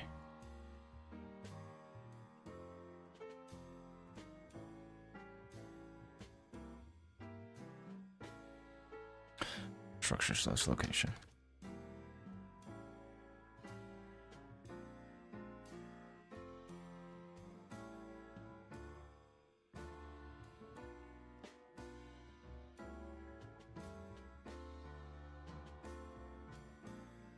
Gonna have this not in bold. Okay.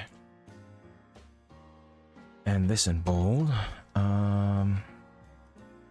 Spot where Andre Myths is an old church.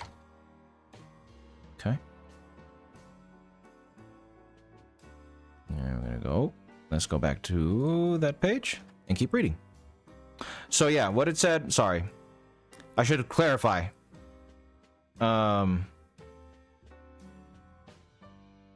Interviews, Yomara, very last. I appreciate. Thank you for sending them to me.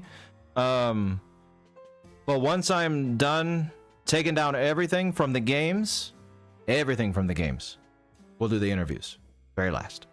And then supplement the information there. But thank you for sending them to me. Sorry, I read kind of quick sometimes. And I should be saying what I'm writing down here. So here Andre says, and Andre is in Undead Parish. Thank you, Mara. Thank you. Andre is in Undead Parish. Well, you know, you go down, it's right above where you go to Sen's Fortress, and then you go out to Darkroot Garden. He says, this is the old church. It was abandoned in favor of the church that you passed through. There are paths leading from here to 2 Forbidden Plains, Sen's Fortress, and this is interesting. 2 Forbidden Plains. I'm actually going to highlight that. In this 2 Forbidden Plains. Now I get why Sen's Fortress is forbidden, because obviously it's the gateway to Anor Londo, and you have to ring the bells to get there. But Darkroot Garden being forbidden, Could have something to do with Seath being there. Could have something to do with Seath being there. Could have something to do with that being the remnant of Ulasil, and therefore it's forbidden because it's like magical, dangerous for that reason. Maybe it's forbidden because that's where Sif is. Wait. Oh, there we go. Lore. In Andre's dialogue, he states that Darkroot Garden is forbidden.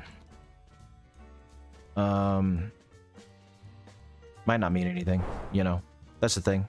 We always got to keep in mind here. Oh, I don't need this open. That we always have to keep in mind here. Might not mean anything. Forbidden, not forbidden, forbidden. Might not mean anything, but I'm writing it down just in case. And I'm going to translate it in just a second. Attract all sorts of lunatics. No one is cultured as yourself. I mean, calling people who go there lunatics doesn't really... It's more of an opinion than anything. I mean, Seath is a lunatic. There's the reason, but this place is connected to two ancient forbidden areas. Sen's Castle and the Black Forest Garden. Neither of these places is a place any sane person would visit. You know, proper and dead. Okay, so basically the same thing. As far as no program.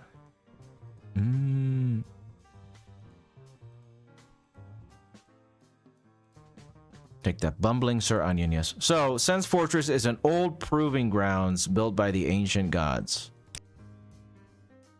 I mean, that makes sense. You know, it's not just Torture City for no reason. It's not just Torture City for no reason. It's a proving ground, and that makes a lot of sense.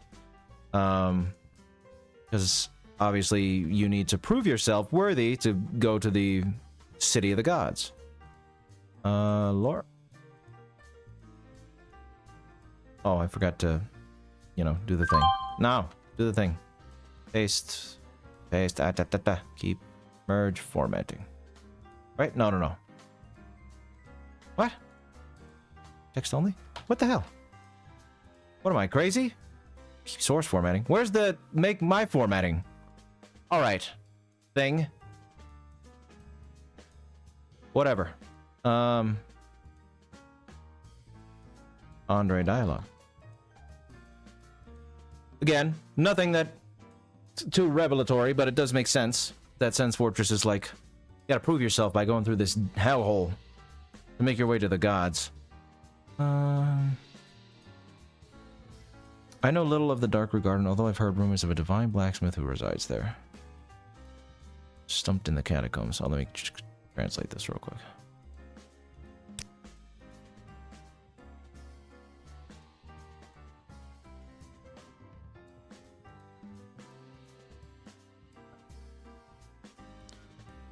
Divine blacksmith? Yeah, well, he's kind of dead by the time we get to him. One of the other things is about the Darkroot Garden is said to house the grave of Sartorius the Abysswalker, only those who venture in the forest. Okay. It's a fine ember you have there. Yeah, right. Okay.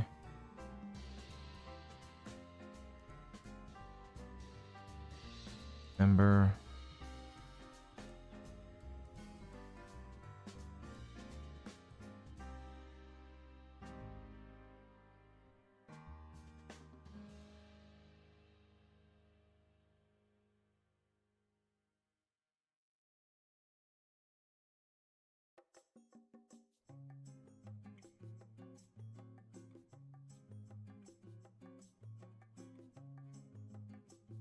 Ooh.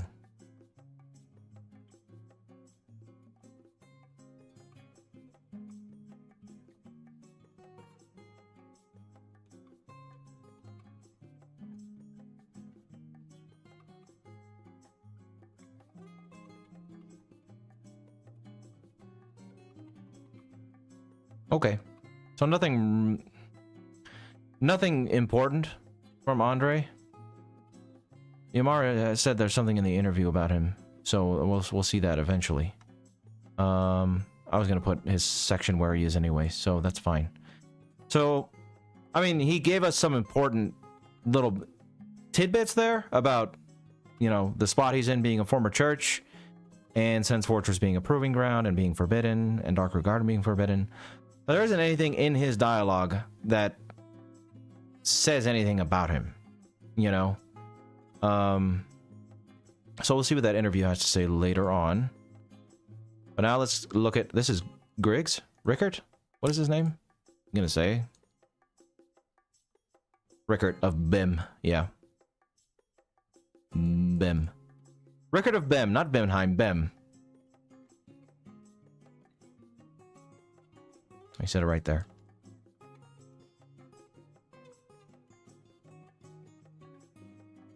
Oh, Yamaro, yeah. We shall check that out. We shall check that out. I don't know. This is gonna take us a while. I don't know when we're gonna be done consolidating these here notes.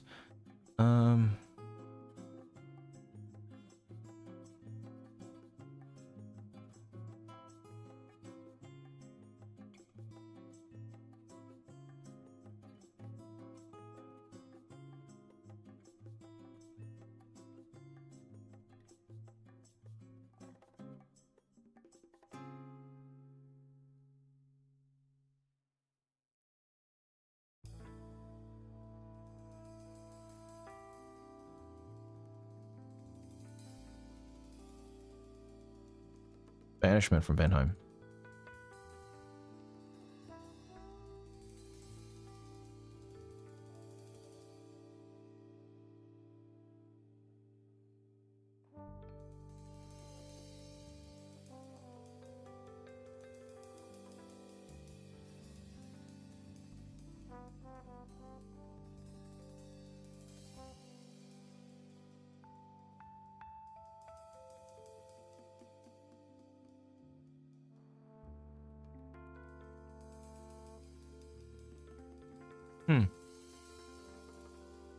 Not a very important character. There was... Oh, whoops. Hello, Firelink. There was nothing there besides the fact that he's been banished from Vinheim. What does that do for me? Not much. I guess I'll go and note it. Rickert was banished from Vinheim. Rickert was banished from Vinheim. Maybe he experimented with some real nasty weapons. I don't know. Again, not the best. Yes, it did, Napper. We did the DLC. As Christmas takes it. We are there was some dialogue about Logan being famous. Yeah, there was. But I mean, what's his face? The other one, is that him? I don't know. He talks a lot about Logan being famous, so you know what though? Hold on. He does talk about Logan being famous, but he's been dead for 100 years. Okay. Dead for 100 years. Which, I don't know if that provides really any kind of timeline for stuff, but it is interesting to say the least.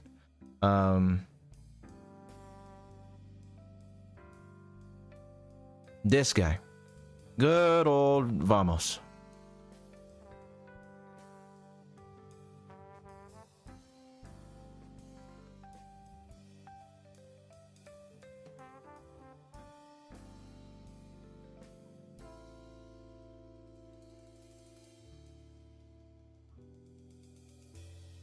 What the hell? Hold on a second. Oh. Okay. Deal with that later.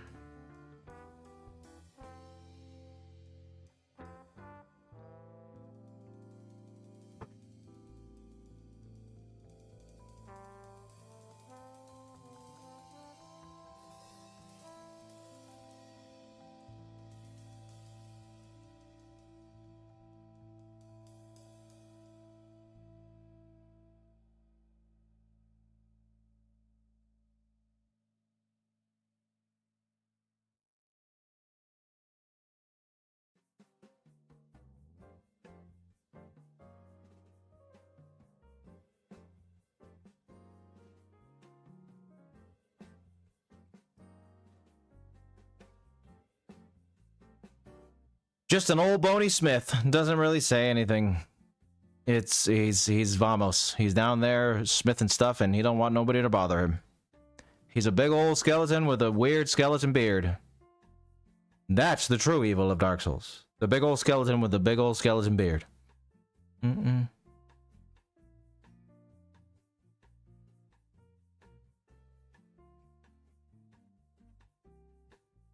Griggs.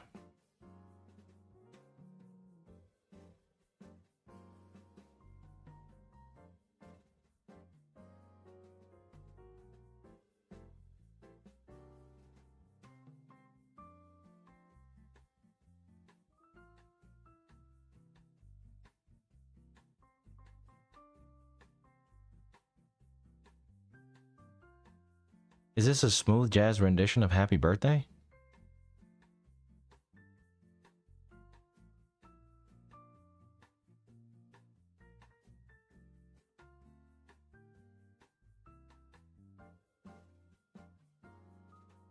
Oh yeah, you know what, Yamara? I did think about that for a second before Wander mentioned Logan. I was gonna note that down. Thank you for pointing that out. See? Well, you guys are here. You're my little helpers. Reminded me to put stuff down. Rather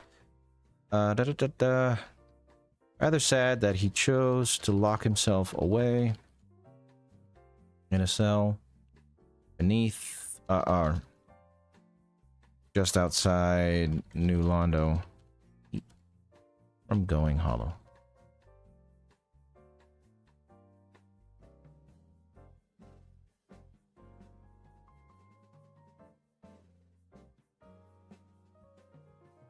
Oh, football streamer, Chris's sake. That's all right. I know you're a sports fan. Hi, your name. How you doing?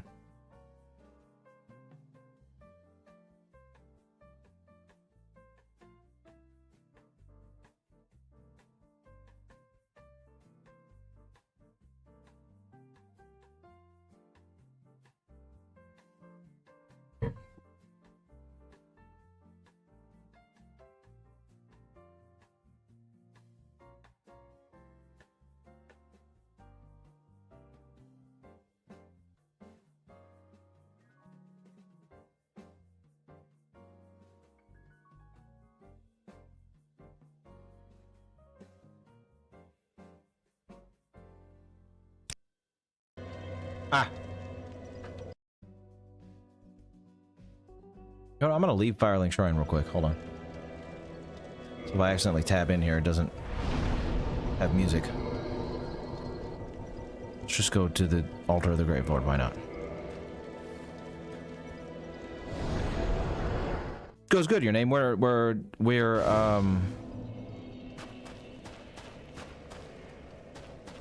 the hall laying down and vibing. He is very chill, isn't he? He is very chill. Mendacious. I'm gonna leave that there. Wisdom. Wisdom.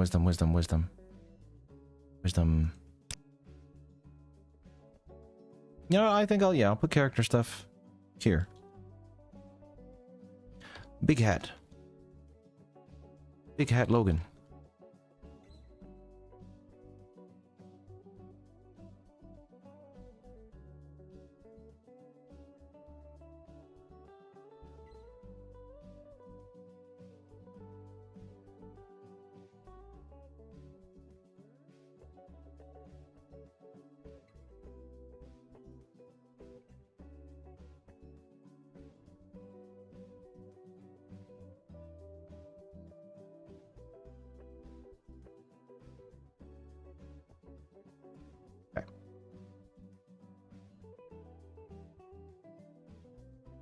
Sounds good, Chris's sake. Sounds like a plan.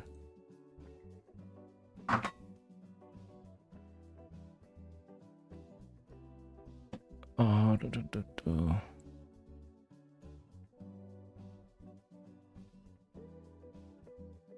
okay.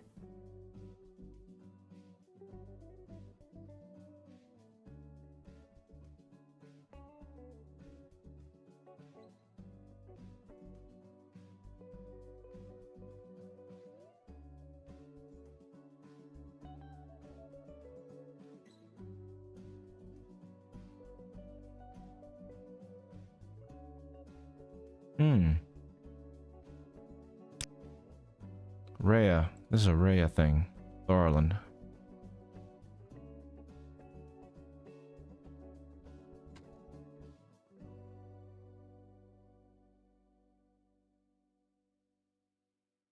Hmm.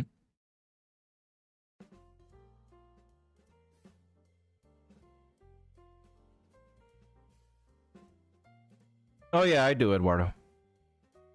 Very common misconception, but that is me talking in all my videos.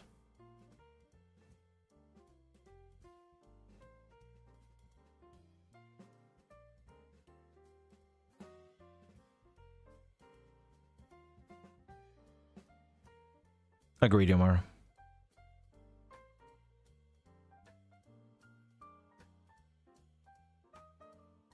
Oh, I'm glad, Nicholas. Yes, this is the whole essence of my videos, is going through every detail. Might be a little tedious at sometimes, but I try my best to get everything down that I can. You know, I miss stuff sometimes. It happens. I'm only human, but I try my best. Yeah,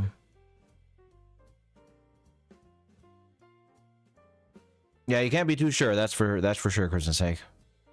That is for sure. Have you spoken to Master Logan? He's an accomplished scholar. An old fellow.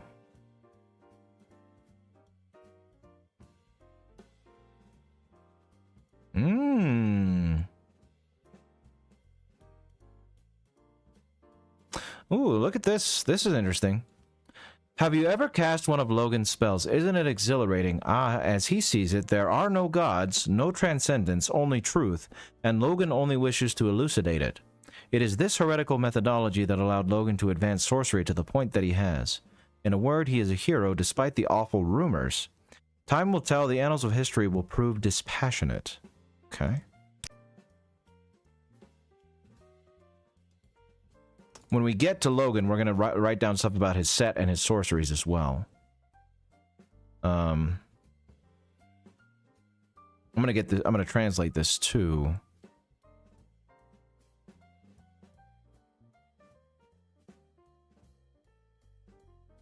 Briggs dialogue. Oh, there's worse. Artorias is great. Artorias is great, Cameron.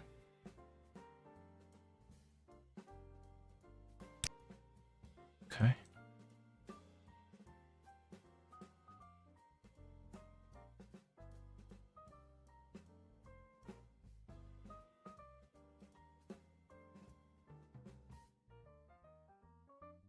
Okay, pretty much the same. Okay. So people don't have the greatest opinion of Logan, huh? There's some rumors about him, and he doesn't think there's no gods or transcendence, just truth.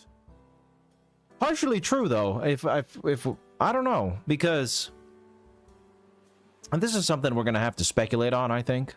I don't think, well, as far as I'm aware, I don't think there's, at least in this game, any confirmation that, well, no. We had a little bit of possibility up here. Where'd it go?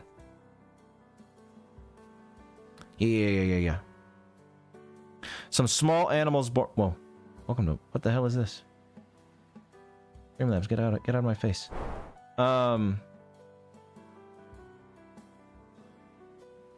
In the translation for the cutscene, it says, and then some small animals born from the darkness were attracted by fire, and they discovered the souls of the kings.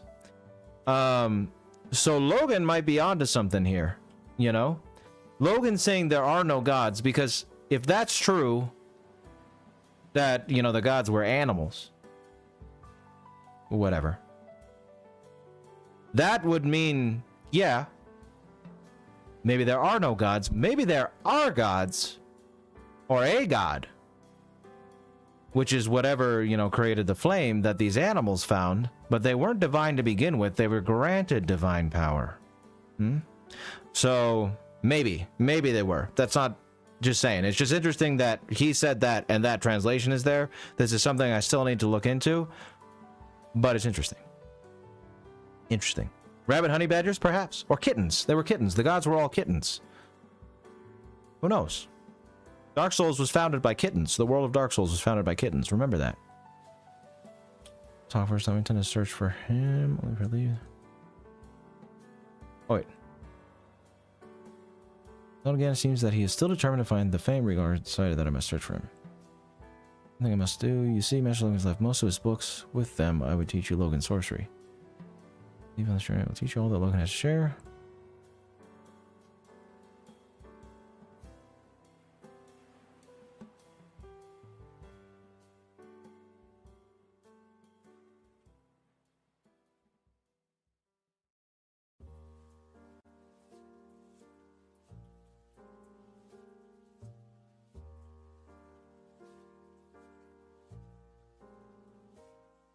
Okay.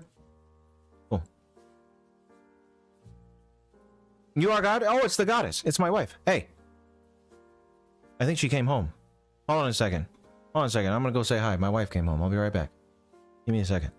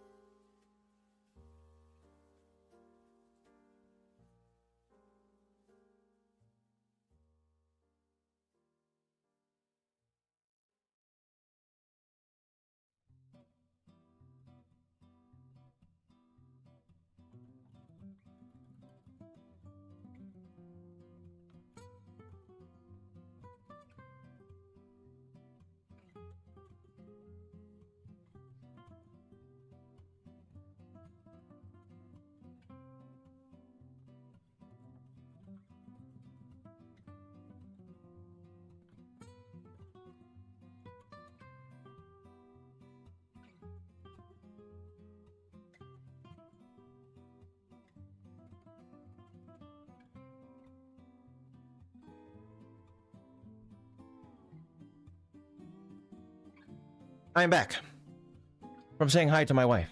She was out running errands. How's it going, guys? No, I didn't beat Maniscott. Maybe I'll give it a couple tries before I finish the game eventually. We'll see. Imagine having villi wash your hands. I know. It's a terrible disease. Terrible disease. Maybe the fire is just a manifestation of power. Gwyn wasn't a god prior. God power? Yeah, maybe Lenny. Lenny Spatafora. Cousin of Vito Spatafora? No. That's good old Simpsons, huh? I'll be honest. I've probably seen a total of 20 episodes of The Simpsons over the course of my life. I wasn't allowed to watch The Simpsons when I was a kid. And I wasn't particularly interested in The Simpsons when I got older, so I never watched it that much. Huh? Oh, this is Logan. Cool. Good. We were just talking about you with good old Griggs, buddy. Let's see what you got.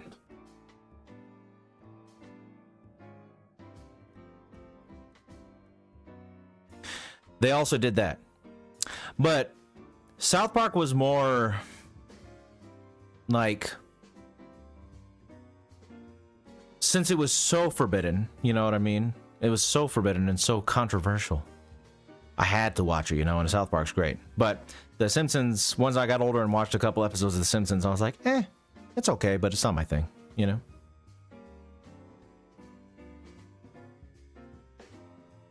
Could very well be the case, Nicholas. Could very well be the case.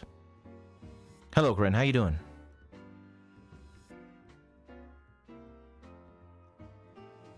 Ah, I see, Lenny. Nice, nice. All right, I'm looking. As you see, for you. Yep.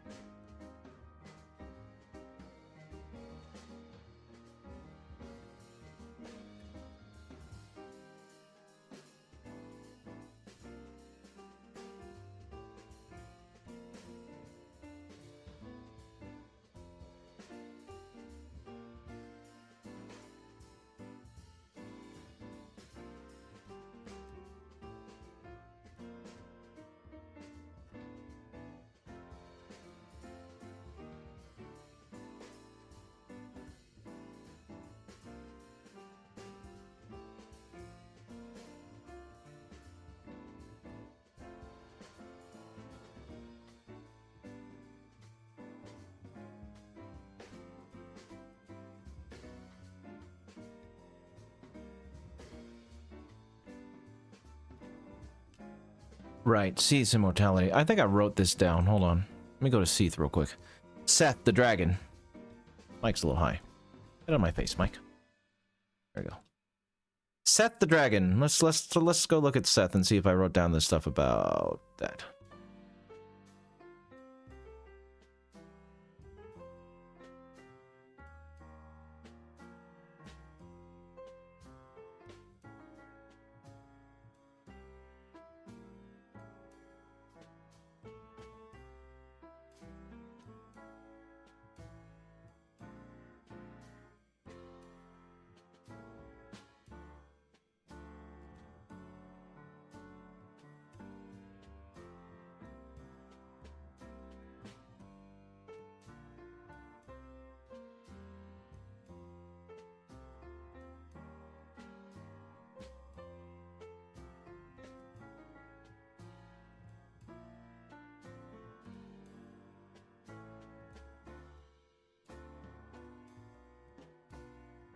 So I didn't. Let's see. Well, I wrote down that the crystal was the secret to his immortality.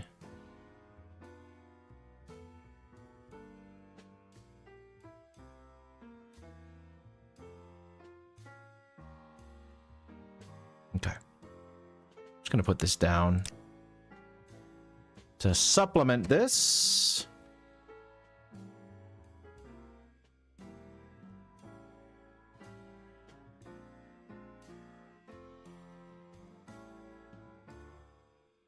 Okay.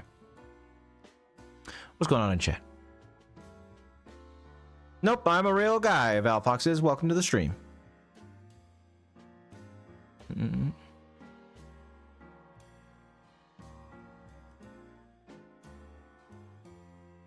Oh yeah, I wish I read kanji nonfiction. That'd make my life a lot easier with this video. Austin, welcome, Austin. How you doing? Does your boss make a habit of asking rhetorical questions? My boss? Oh, you're talking to Chris's sake. Sorry. Whoopsie. I think. Or you're talking to someone else. But not me. Is it now Blood Ocean? That's cool.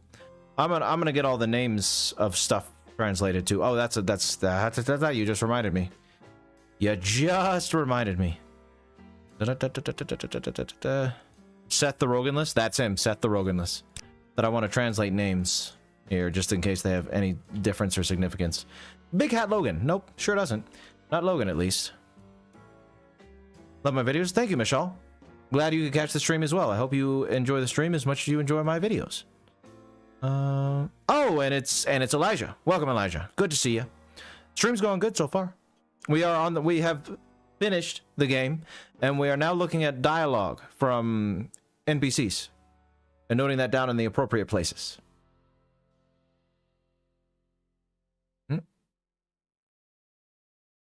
There we go. Oh, I want to get this part translated just in case. Doubt there's anything different, but let's go to the White Dragon Sea some more time. You fought it and been captured. You probably know that's not like us. Really more.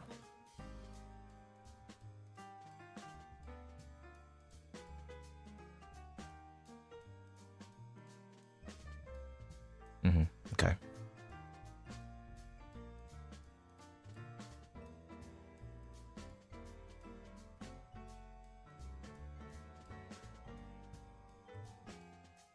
I haven't done that yet, Nicholas, no, but it is possible, yes. Yeah, we don't know really what Seath, why Seath did what he did, but that's one of the possibilities for sure. What's your age? You're his boss? Yeah, she's the boss. That's her right there, the wife. The wife boss. The wife boss.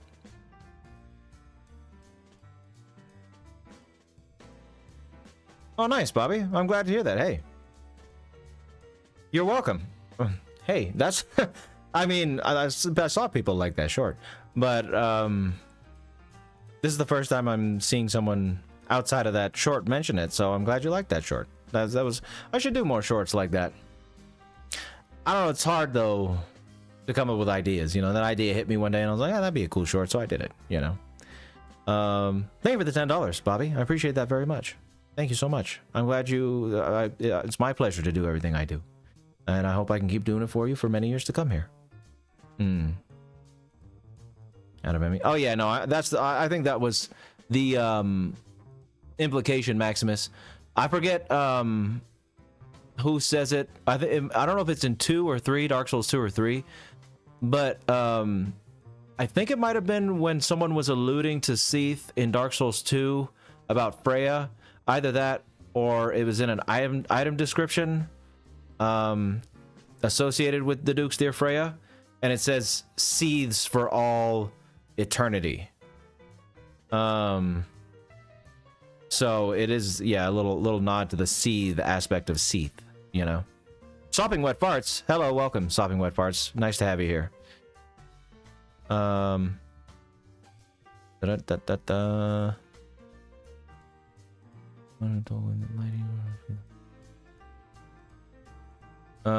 don't know, FG. We'll find that out when we get to Seath. We'll find that out. Right now we're on Logan though. We're Loganing it up. Let me finish here with Logan.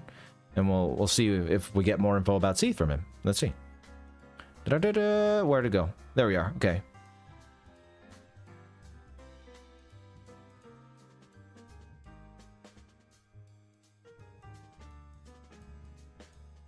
Really liked Seath.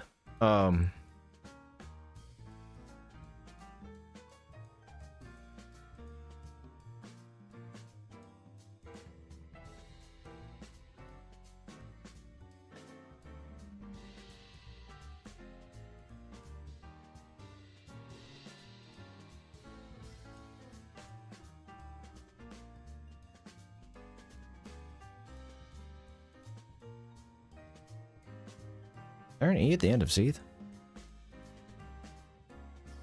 No.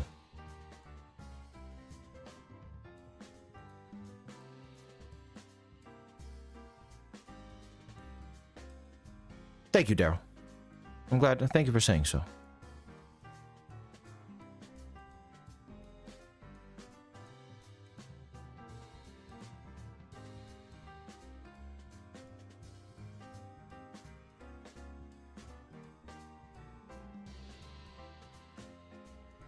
Okay.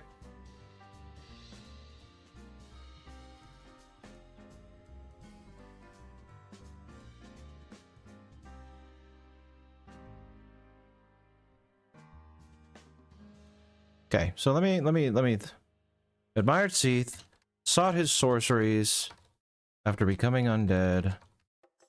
Or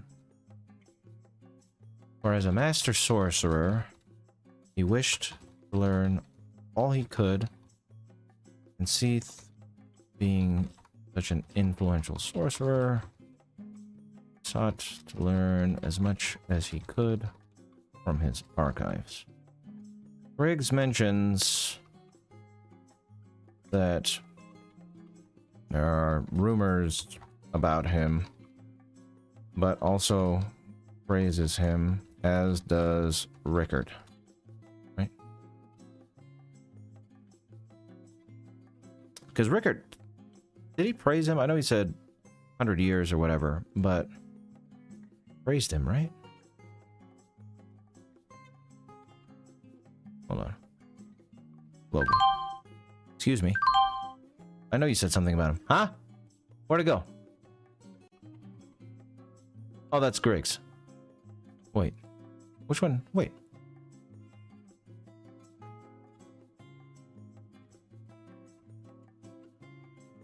Oh, old Big Hat. Big Hat. Oh. Quite the character. Briggs calls him quite the character. And eccentric. Alright.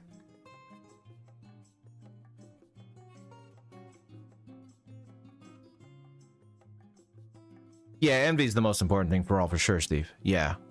No, he was quite clearly envious of his immortal dragon brethren, and was resented them for it in many ways, I'm sure. So that was Big Hat. Now we get another woman to do, or another character, because Logan wasn't a woman, but another character, sorcery focused. Aha! Look at that. We kind of have sections on Ulasil because we talk about it, you know, in the DLC part that I noted down. But let's have Ulasil have its own section too. Red was the last one. Can I do the thing, please? Thank you. All right. Dusk, good old Dusk. Dusk of Ulasil. Princess Dusk, in fact.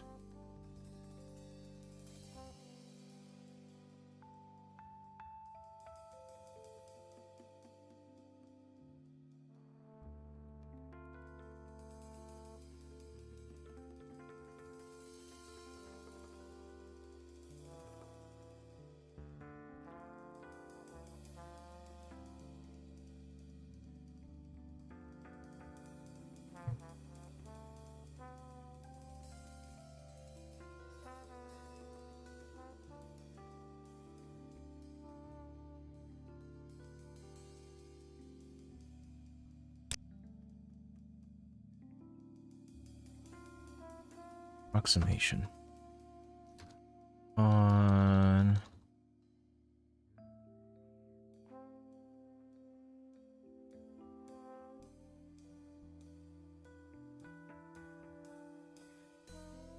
let me translate this. I'm going to read this for you guys in a second, because Ulasil's sorceries are different from regular sorceries. However,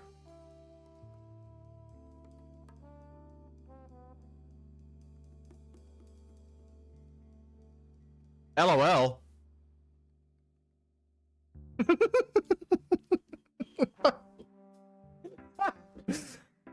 Google, our power just glitched. Okay, well, I'm glad it didn't do it in here. That's good, because the stream's still running. Yeah, it's a little stormy outside today, but gotta love Google Translate. Magic in Ulasil seems a little different from that of our time. I can't quite put it into words. Magic in Ulasil is, how should I put it? Tolerant. LOL. And a little casual. Woo! Yeah, that's definitely in the game. I'm sure definitions of LOL. Thank you for that. I'm sure that in the Japanese version of the game, Dusk says LOL. when she's talking to you. Very nice, Google. What an amazing thing. A deep L. But how am I gonna get funny stuff without that? Deep L.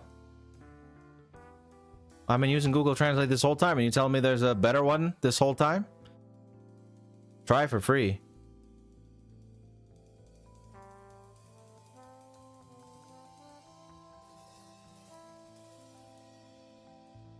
Free trial.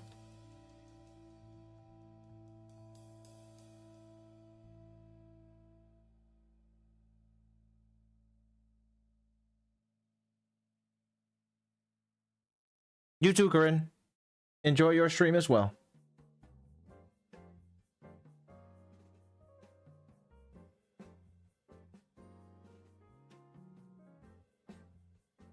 Okay, well, let me make an account. Hold on.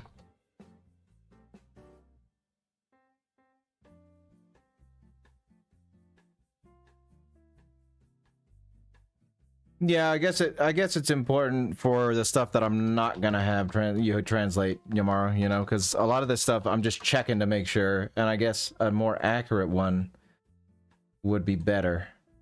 Let me sign up for this real quick.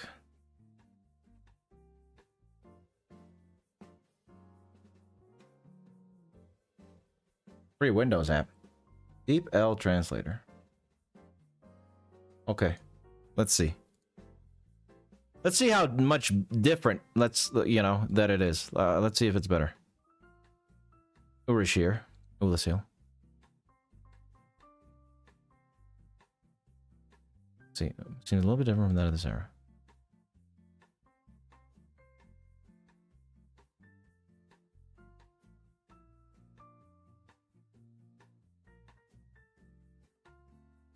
Casual. Relax.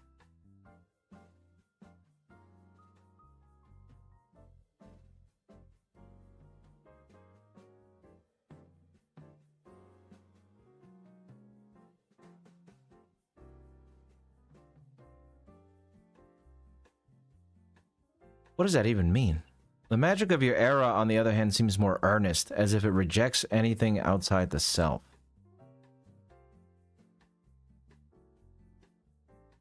Negating all but thyself. Straightforward.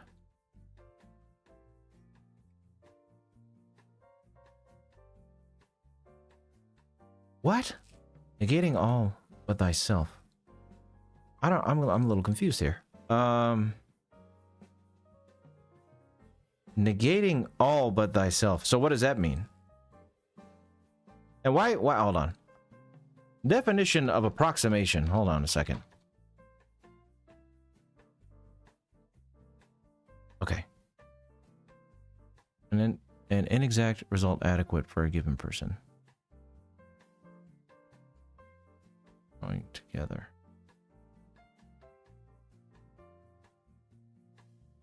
Not precise. Close in value or amount, but not precise. Okay, so imprecise. Huh.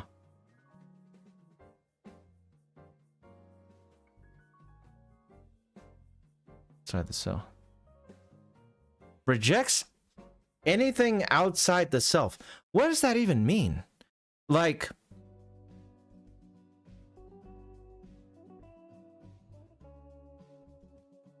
negating all but thyself.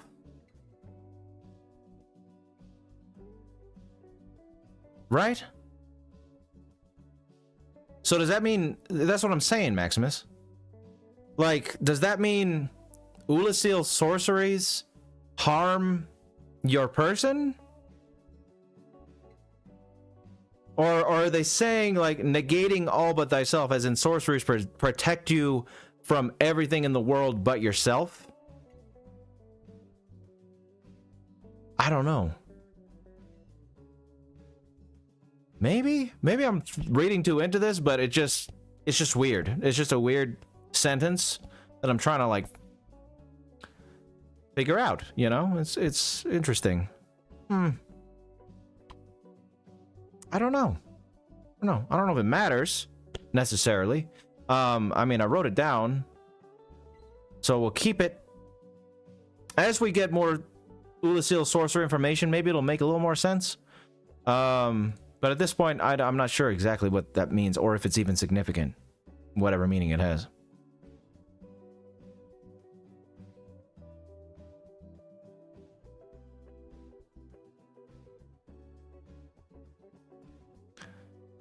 Use Dusk's line. Jeez.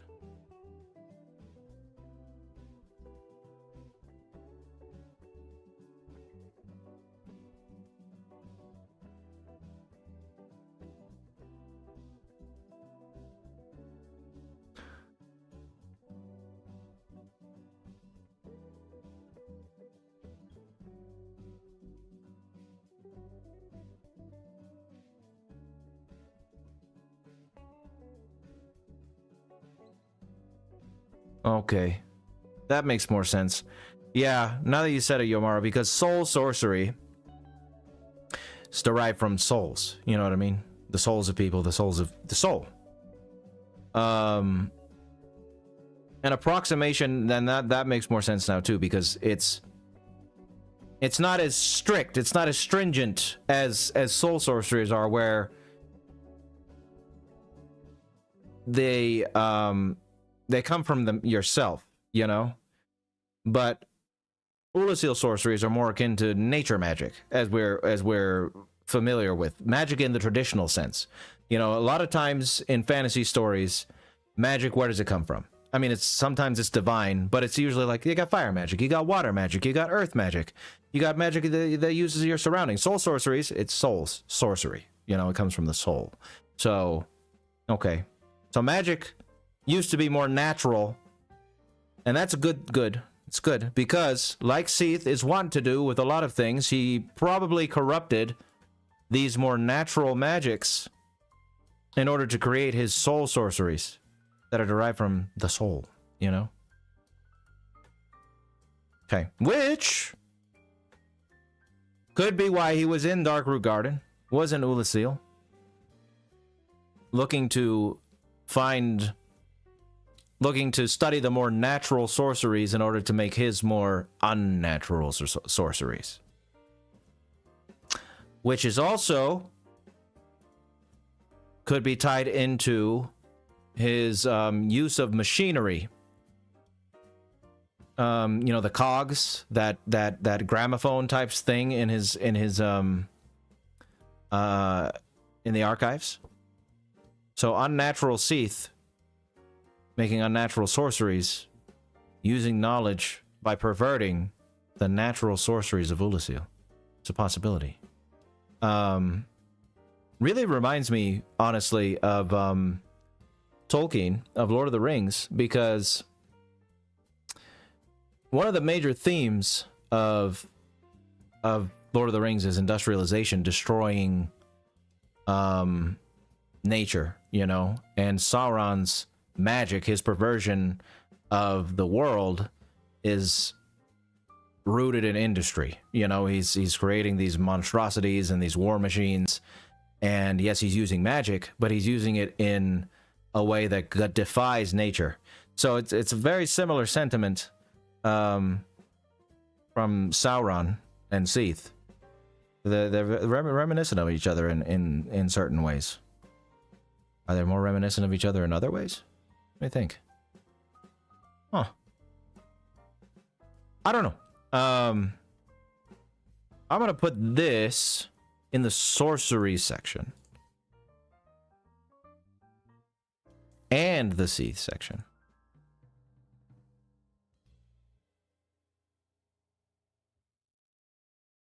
It's one of them. Okay, yes, it's one of them. Yes. Tolkien was very, very much about nature. And he saw industrialization. War, I mean, it's anti-war too, you know, but it's a lot of things. Lord of the Rings is a lot of things. This is why it's such a great story. But yeah, one of the themes is how we're destroying nature and perverting it in ways that it shouldn't be. Okay.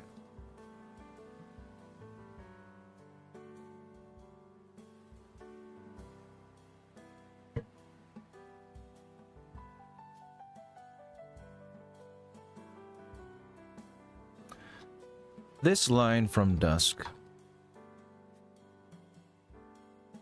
who is from the land that was the source, well, that adhered to more ancient sorceress practices, implies that their sorceries were more so nature-based than the soul-based sorceries created by Seath, etc. Implying that much like many things Seath touched, soul sorceries are a perversion of the more natural magics.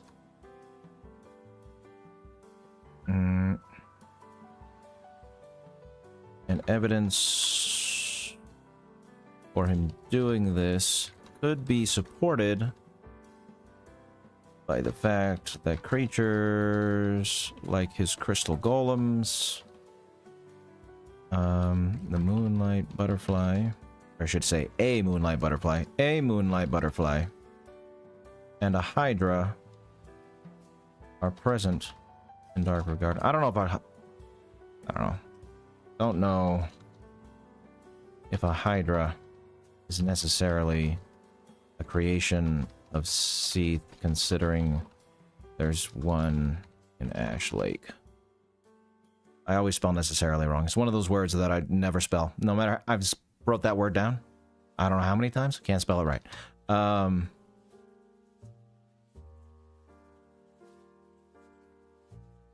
Dark Root Garden. The former site of Ulasil, and where he may have mined its secrets. Cool. Cool. Interesting stuff. Interesting stuff, that is. In fact, I don't think I necessarily need to put that in the Seath section. Double noting it. You know what? Just in case I forget when I'm like looking at Seath, I'm gonna note it down twice. No.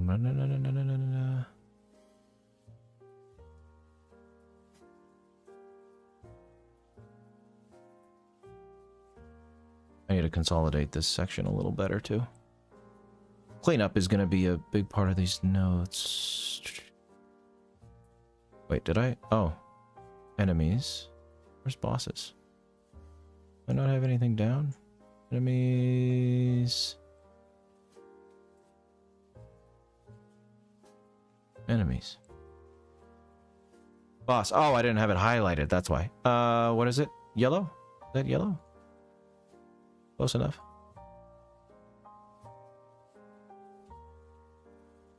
This one. This one? No. This one.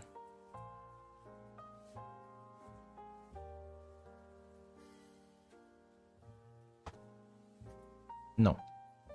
None of that. Boom. Hey! Why? With your magic wand crap. What is this? Thank you. Alright. I'm gonna rechat now. What did you guys say?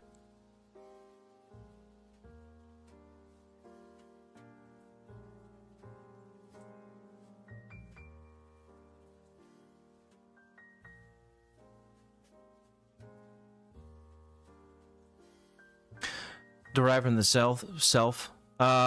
Maybe Maximus, but and father of sorcery for Seath. I mean, that might be. He very well. I mean, he is the father of like soul sorcery, but that could just be another title that he claimed. You know what I mean? Maybe. He is the father of sorcery, but true sorcery comes from nature, and the self sorcery is something that he created by perverting the natural sorcery. Don't know.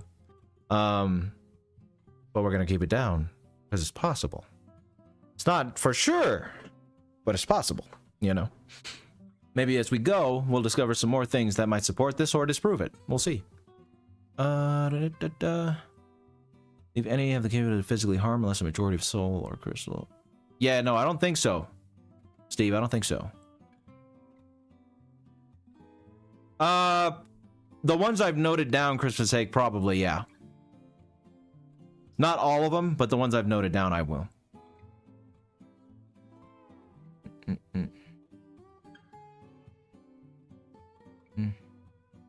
Is it in turn taking away from... Possibly, Austin, taking away from yourself when using soul sorcery? It could be. Could be.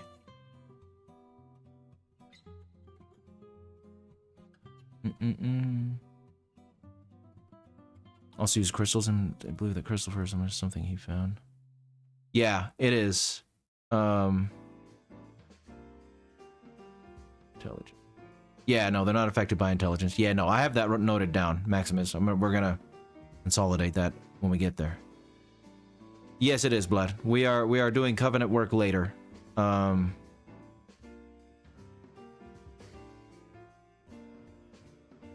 of the Dragon's Way. Yeah. I'm not sure, Steve, about the Hydras just yet. We'll see.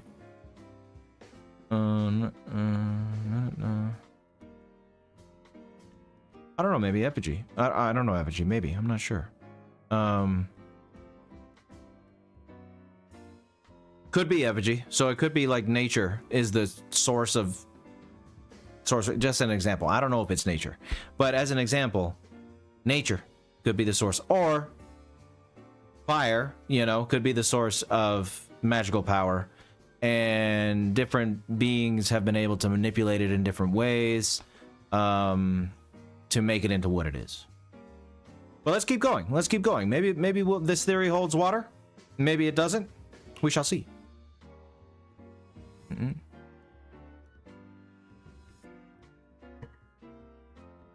Reduce the ashes.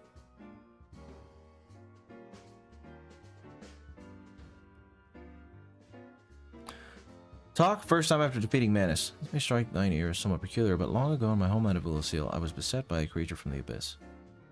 I would have perished then were it not for the great knight Artorius. Still.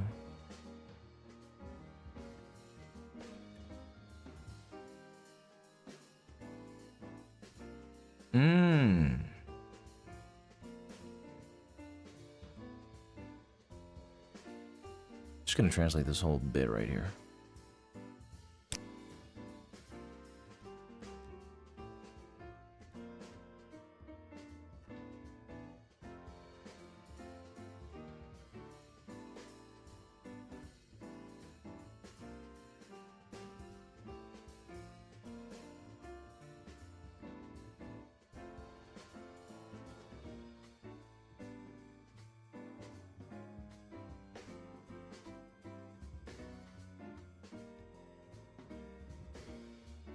Doesn't really have any significance, but yeah, it was just cool to see. This comes back to the idea of, did these concepts exist in the first flame merely distinguish them, or did the flame create them, in which case the flame is the ultimate source of it all?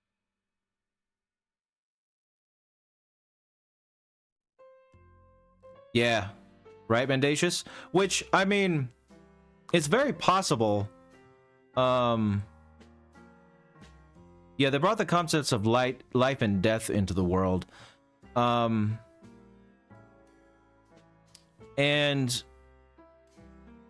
I don't know, magic, I guess in a way you could see magic as being derived from life. Yeah, so it's the ultimate source of these things. It would seem so, right? Because before the flame, there was just dragons and arch trees, you know? Nothing of magic, nothing said of magic. Just dragons and trees. And then the flame came along and suddenly there was a lot more, you know? So the flame being the source of everything does make sense. That makes sense. But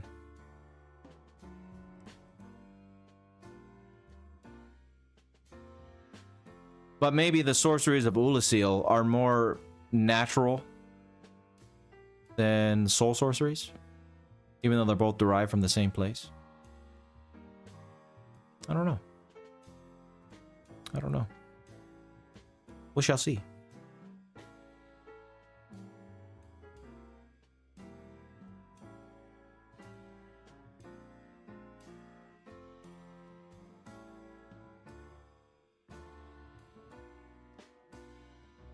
Hmm.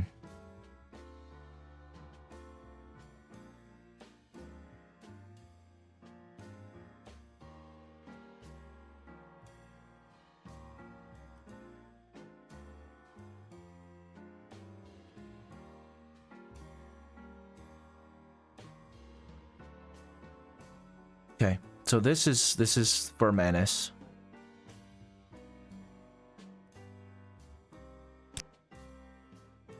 For Manus. Let's go to Manus. I'll read it to you guys in a sec. Where are you, Manus? Here we go. Chasm of the Abyss. Manus.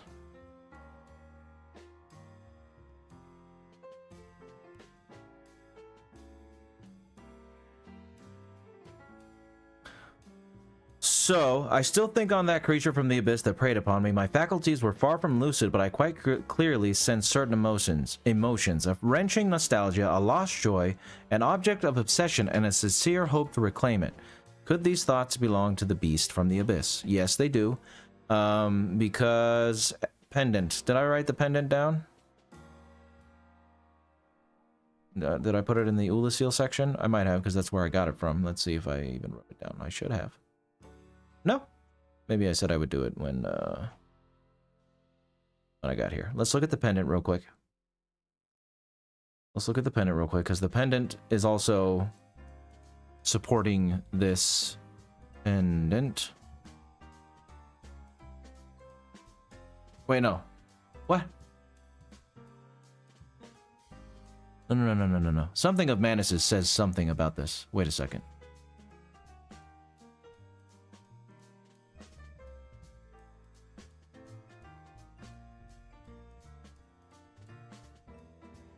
Manus?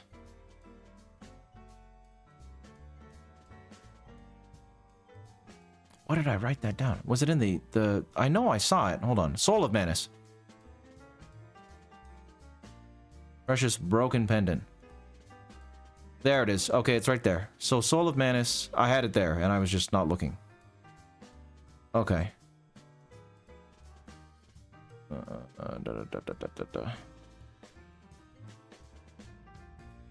Hold on.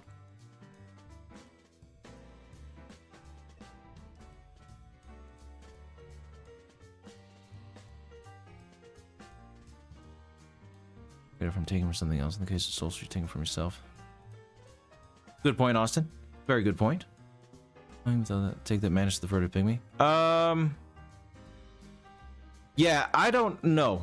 You know, you guys seem, or well, I don't know about you, Maximus, but Yomara and Ernie, I believe that's Ernie or Ermi. Ernie seems to disagree that Manus is the furtive pygmy, which he might not be. But with the information we have now, again, we're pretending, but you're right, Mendacious. We're pretending like Dark Souls 2 and Dark Souls 3, I don't know them. I don't know. I have no knowledge of them. I do, but I'm pretending like I don't. I don't know shit about either. So, with what we were given in Dark Souls 1, the only thing we are given that points to what Manus is when Elizabeth, and we're about to look at her dialogue, says that horrible, whatever she says, primeval human. Now, primeval human and the primeval human are two different things, you know? So Manus could just be a primeval human, an early human who got corrupted by the dark, by the abyss. Or he could be the primeval human, the furtive pygmy. Or one of the pygmies, yes. But we don't know. We don't know. We'll see. We'll see. We'll see. Yeah, it's very possible. Very possible. Once we have all the What is this? Once we have all the information from, from all the games, we'll be able to make a bit more of a informed decision on the matter. As of right now, I don't know. It could be either way. It could go either way with what I know right now. We'll see. But either way, I wanted to translate Dusk's thingy.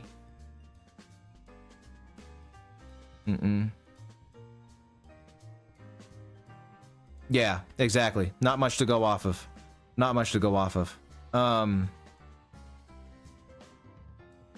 mean, I could see like the argument that Manus is the furtive pygmy based on the pygmy being the one who found the Dark Soul. And if the pygmy's the one who found the Dark Soul and maybe kept it, I don't know. Like maybe the pygmy held on to it for a very long time, and maybe the Dark Soul corrupted the pygmy over a long period of time and made him into Manus. I could see that being possible, but I could also see it not being possible, you know? So, who knows? Who knows? Is it finally just narratively it makes more sense for the fruit to me and nobody? Could be, Ernie. Yeah, it could be. It could be. Bloodborne doesn't have voice and Chester drop the wolf ring. Logically it works, just narratively I don't like it. Yeah, I mean, we'll see. We'll see. Maybe it works, maybe it doesn't. Especially given because there's gonna be a lot to reflect on regarding Manus and the Abyss and the Dark Soul in general when we get to Dark Souls 3. I mean 2 also because, you know, Nishandra and her sisters, are they called her sisters? I don't remember. They're fragments of Manus, you know, so we're gonna get some info on him from them, and then the Ring City, you know, that deals all with the pygmies and stuff. So we're gonna get it narrowed down a lot more when we get there, you know. As of now though, it's up in the air. It's up in the air, you know. I have played them, Senny. Yes, I have. I've played them all. Welcome, Senny.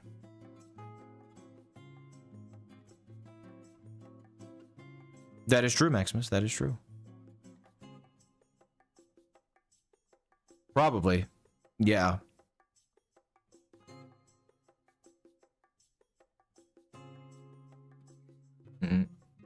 Dark Souls 1, Senny. Yeah, that's true, Yamara. That's true. I think this is tied to the pygmies. I feel like the Abyss is a mutated version of the Dark trying to break free from the curse. And perhaps. Perhaps. Perhaps, Lenny. Perhaps. I don't know. I don't know. We'll see. No plans, Apollo, but I will cover it eventually, and I will stream my research of Elden Ring. And that's going to be a beast and a half. I don't know. You know, Dark Souls has 3 games in it. But I have a weird feeling that the Elden Ring video might end up being longer than the Dark Souls video. Even though it's 1 game. Not sure. Not sure, but I have a sinking. I suspect that might end up being the case. Wait, did I translate that already? No.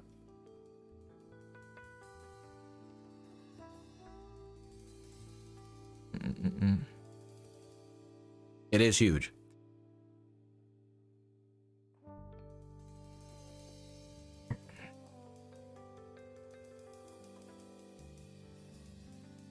Pretty similar to the English version.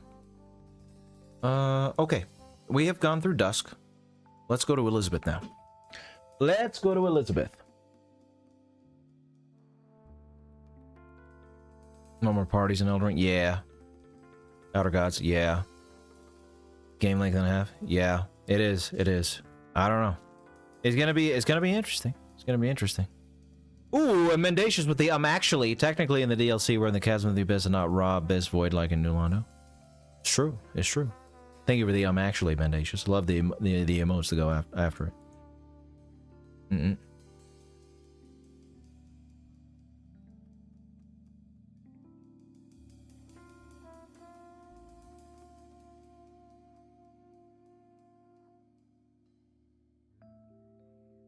Yeah, see, snatched away by that horrifying primeval human. Doesn't say the primeval human, which if it said the primeval human, there'd be no question. You know what I mean? But that is not the.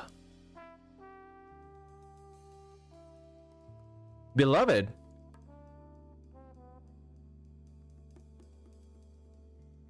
Ancient monsters. Or see, this doesn't even say primeval human, it says that ancient monster. So, well, I wonder, let's see what's the difference here. We have two translators, so now of the monster of an ancient person.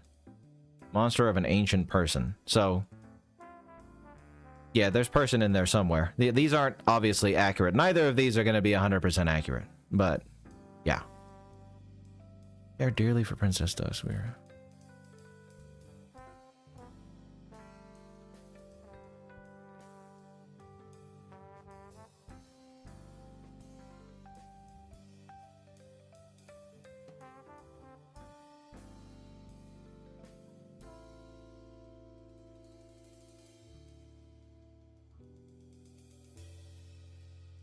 The ancient beast.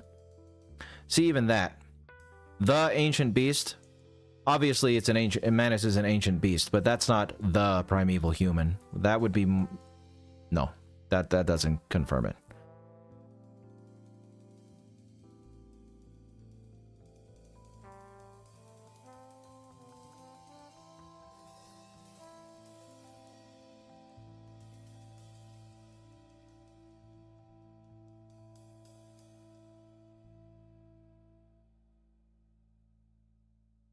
See, that terrible primeval human.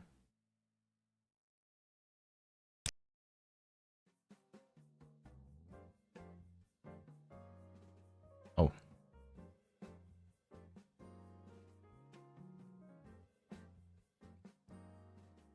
That ancient monster.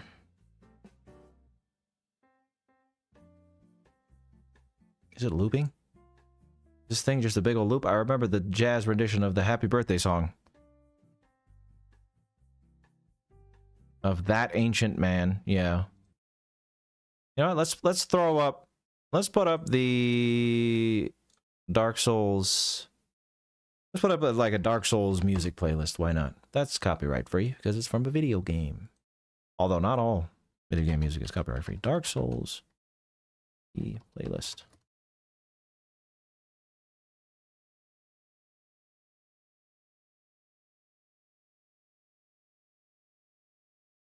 Dark Souls soundtrack trilogy best of mix. Cool. Dark Souls 1 through 3 OST playlist. Feel safe for putting a playlist.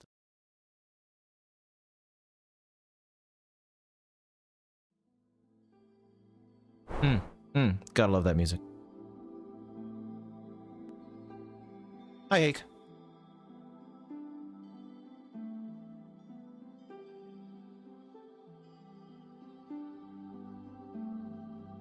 Yeah, could be, Ernie. Could be.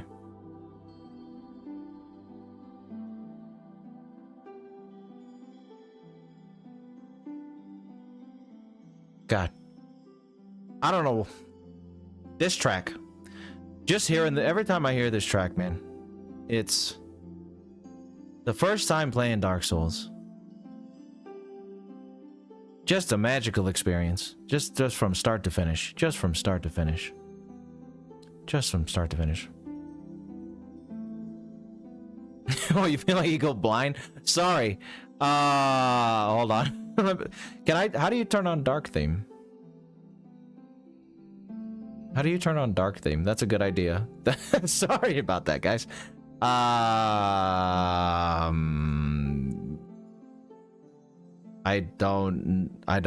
not good at this.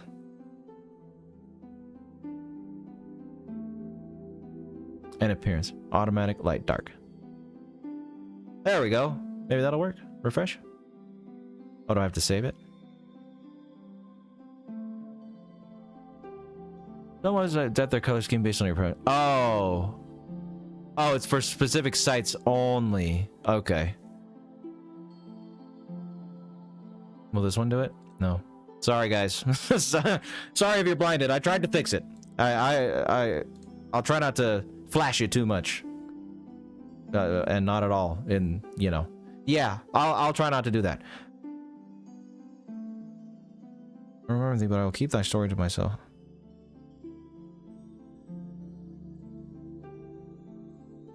Okay, Elizabeth's dialogue done. I feel like the biggest argument against Manus being the original furtive pygmy is that his grave was in Ulasil and not the ring city, which one would assume he'd be within, but again, DS3 related. Not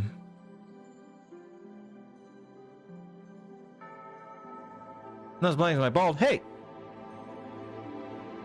Well, that might be an argument, Steve, but if he made his way to Ulasil and that's where he got defeated, it makes sense that his grave's there, you know? Oh, no, because they dug up his grave. Right, they dug up the furtive pygmy's grave. Right. Or they dug up Manus's grave. Maybe the furtive pygmy traveled. And he ended up in Ulasil at the end of his life. I don't know. But you're right. So forgotten they forgot where to bury him? Yeah, could be. Ingward. Good old Ingward. Now hold on a second. I think I noticed something last time. Ingold. That's Chinese. Yeah, okay, because this website, it has Chinese, Japanese, English. So this isn't accurate translations.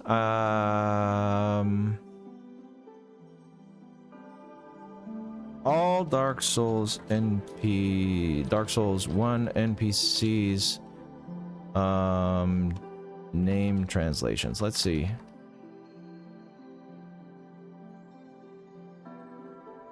No, this one might be helpful. Hold on. Let me just for the sake of it.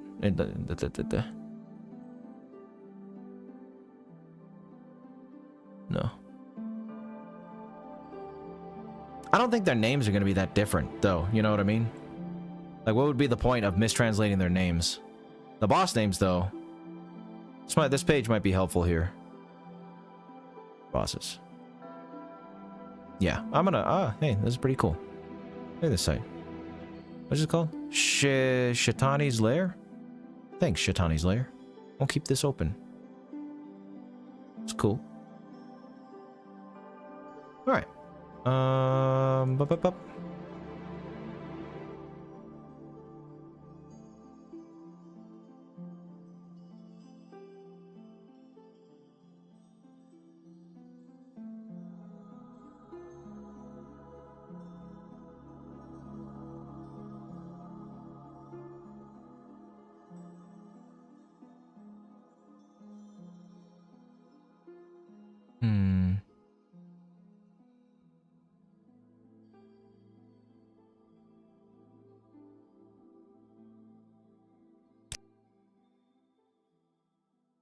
They are cool illustrations. I know, that site's gonna be pretty cool.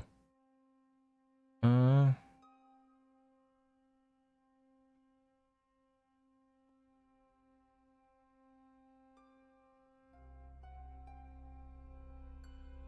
what is that, Maximus?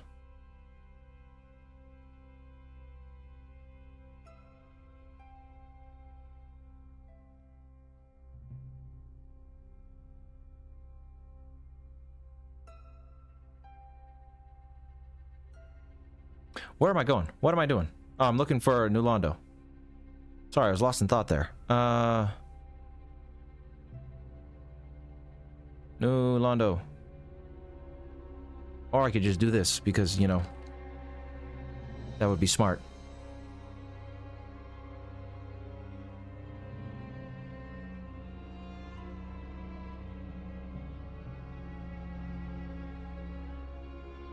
Drake Valley.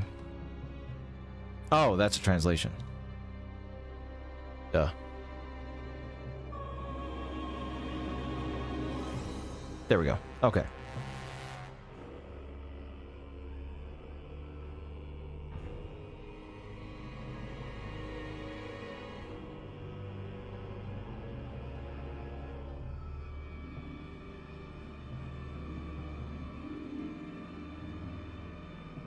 spiritual defilement or impurity or contamination. Oh, interesting. Interesting.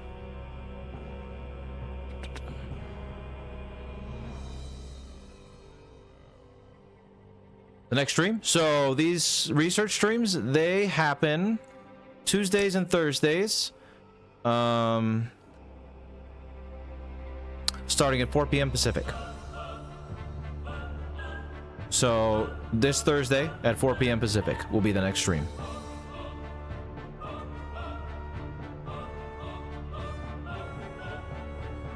Okay.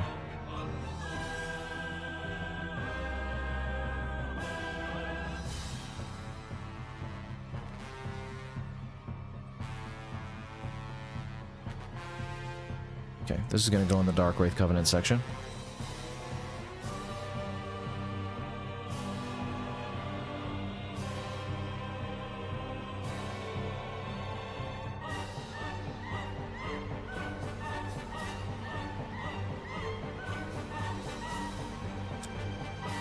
Yes, that is correct. So, with a caveat, Christmas Hake is right, Apollo, but the Saturday and Sunday it's on my gaming channel. And by the way, all of you who do watch the other channel, this week I'm actually going to stream Friday and Saturday. Because Sunday it's my friend Jimmy. It's his daughter's first birthday, so I gotta go do that. So instead of canceling it all together, I'll just stream on Friday. Well, caveat to that, I might stream on Friday. I'll keep you guys updated.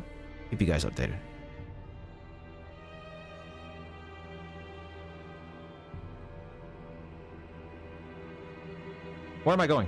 Oh, Dark Wraith Covenant. I want to put this in the Dark Wraith Covenant section. This is Ingward's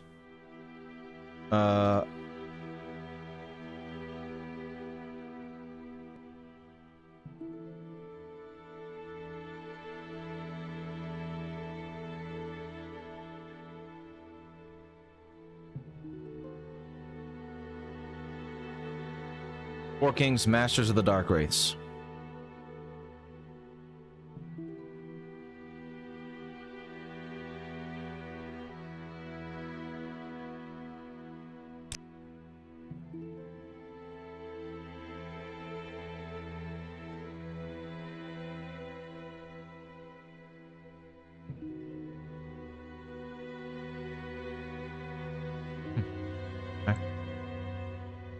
Petty Kings, the four Petty Kings, eh? Petty Kings doesn't really mean too much. I mean, in our use of the term petty, and let me make sure I'm right about this. I'm gonna say it before I look it up to see. But in our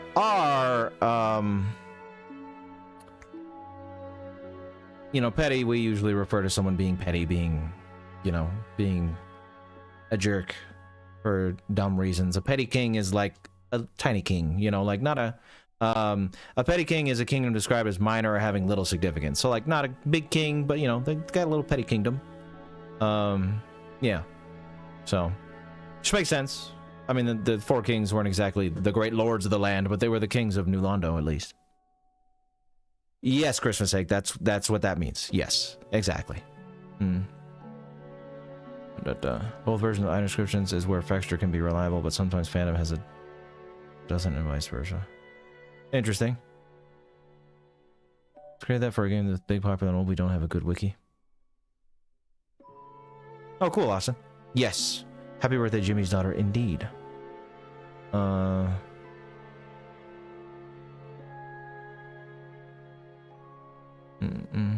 Yeah, I'll have to look into Kigari here. Let me write it down.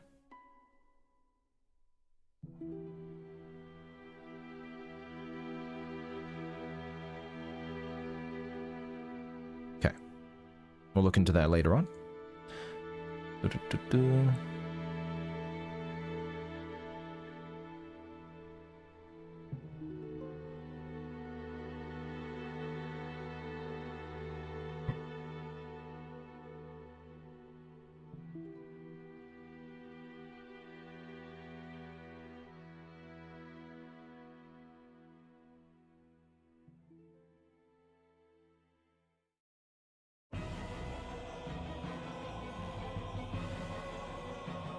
As much as I love you.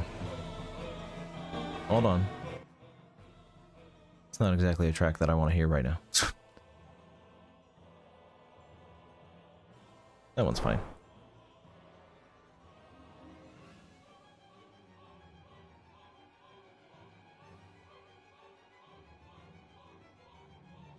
Malkal, I think I do remember you. How are you? Did your house survive? I hope it did.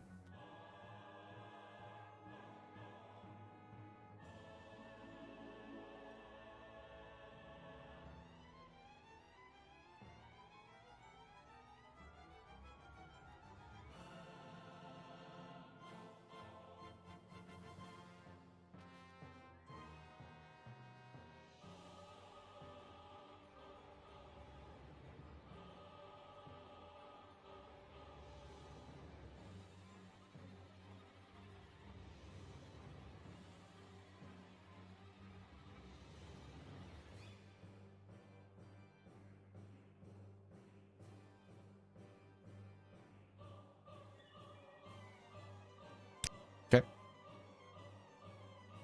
That is for sure something to note about the Four Kings.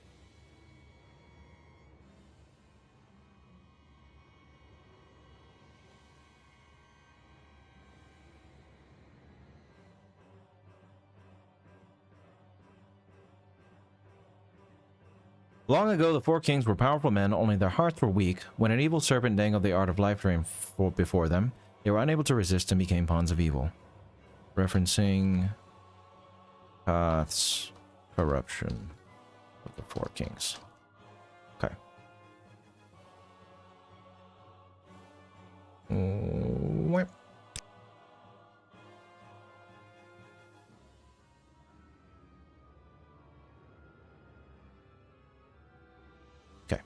Very much the same. Havel, the OG Drake hater, he needs to collab. Yes, that's true. That's true. He really is, isn't he? Pop a lactose pill and then consume a bunch of lactose. It was so sad. That is silly. Yeah, no, and so I wish I could, but I am translating it. I wish I could read it. According to legend, the Knight Artorias crossed the abyss and annihilated the atrocious Stark race. If you can find him. Magnificent. You defeated the Four Kings.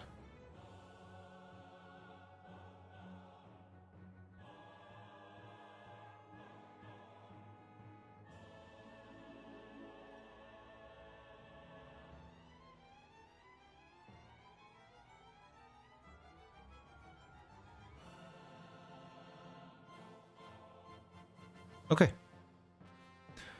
Thank you, Ingward, for your contribution. Row 2. Row 2. I don't even think we're going to get through the... well, let's see. Some of their dialogue might not be that important, but we might not get through all the dialogues even through this stream. Did tell you guys, though. This part is going to be the longest part. Oh, that's a good question. Hold on. Let's see real quick. How long did it take us to get to the end of the game?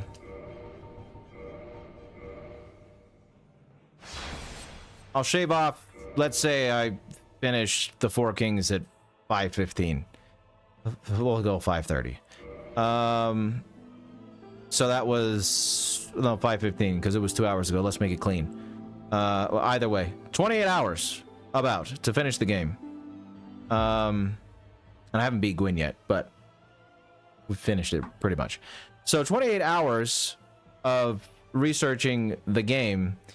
Now this part, getting all the stuff that we may have missed or the stuff that we need to note down and putting all the notes together, wouldn't be shocked if it took another 28 hours. We'll see. And that is why, that's why, if you were wondering, why I have yet to touch Dark Souls until now, is because much like Cartman, who is a very requested character, I was scared of how long it was going to take for me to do this the way that I do things, you know, going through everything. But now that I'm doing it with you, it's pretty cool. I like it. Not that I'm averse to doing long amounts of research, it's just like, how many weeks would I have to delay an episode to do this one? You know what I mean? So that's why I waited till now.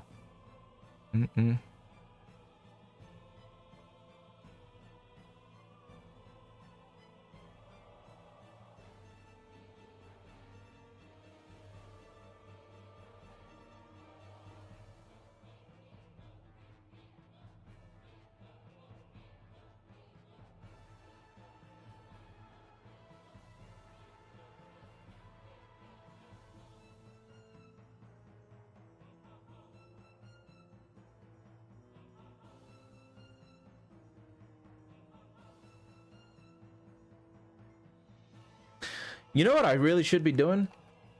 Watch this. You're gonna see. You're gonna see what I used to look like all the time.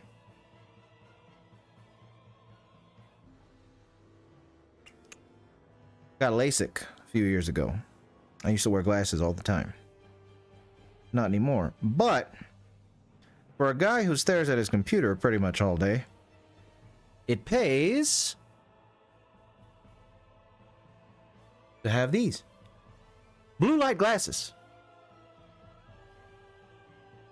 Make it a little easier on the eyes.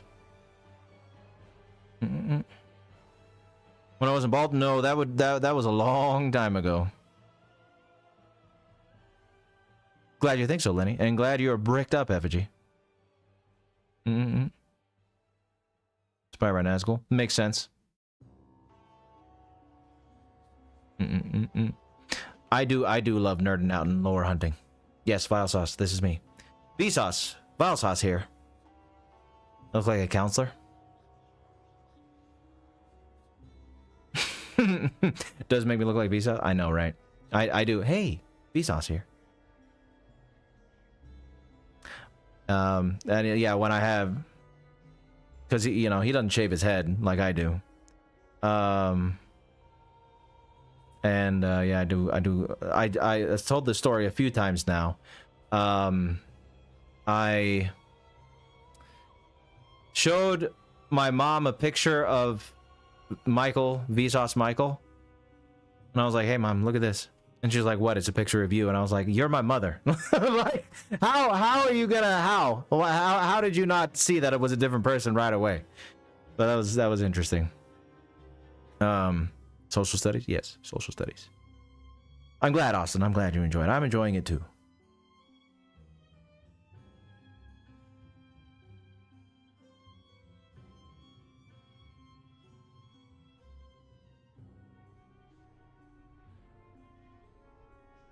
Art of casting fire, produce flaming challenge, just as our ancestors did. I think I've written down a lot of Laurentius's dialogue, so let's go there.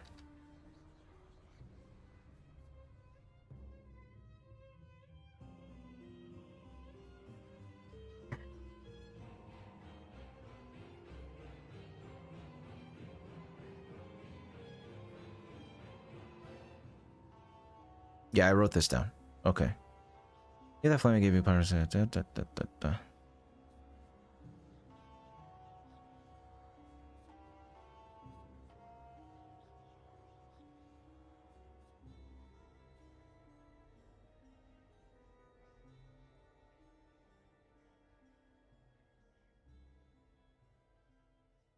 Okay. So let me get some of this stuff translated on the news site. But I think I went through all of this. Hold on. By the Great Swamp, Izalith.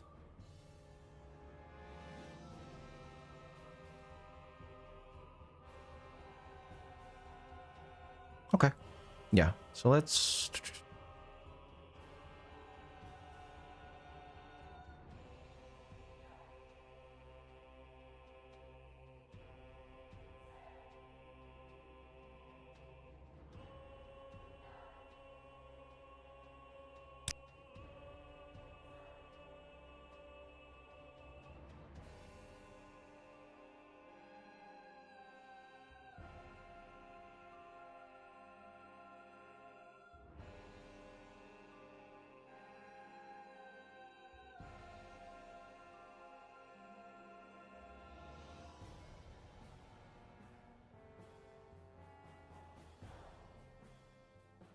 Yearning. Yeah, so that was the one thing I wanted to confirm.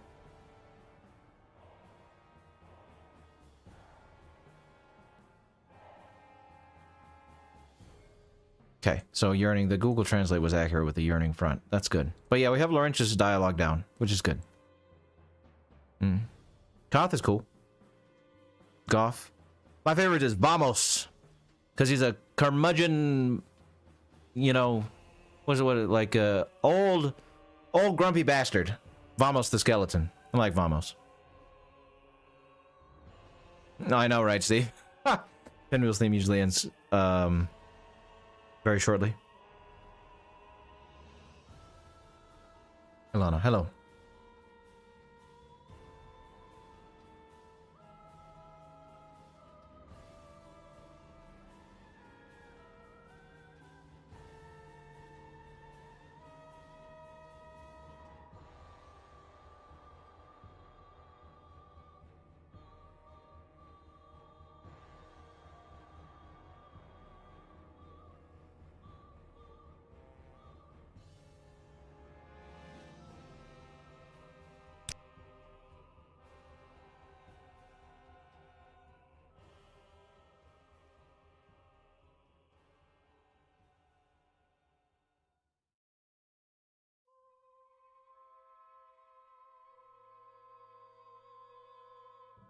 So that's what it's called in the Japanese text. Onuma.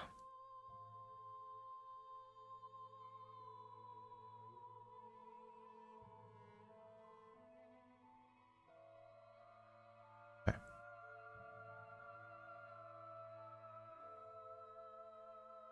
Not exactly what I wanted to do.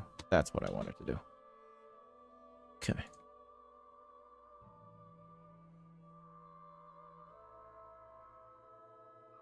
Yells you? Yeah, I know. It's nice, right, Vomit? Oh, I'm sorry, Hake.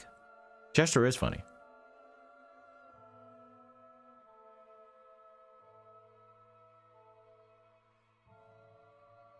I'm Vsauce Violet. That's me, Vsauce Violet. That's me. Vsauce Violet.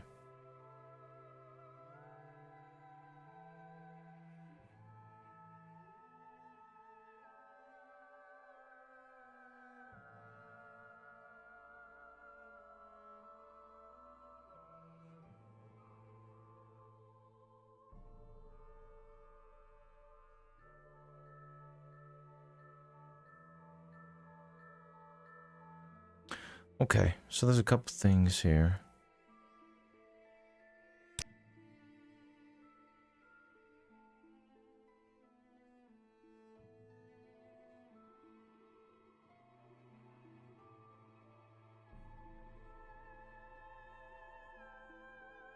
Wait, yep.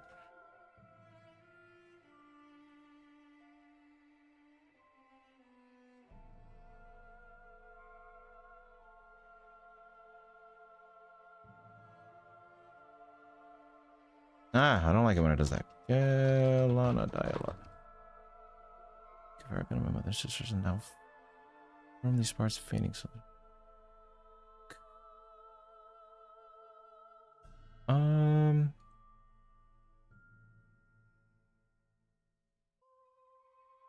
Where do I want to put Kelana's? Maybe just here. Kelana.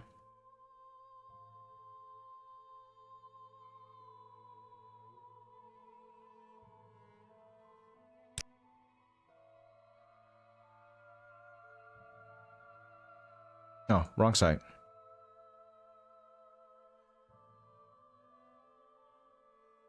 Jujutsu?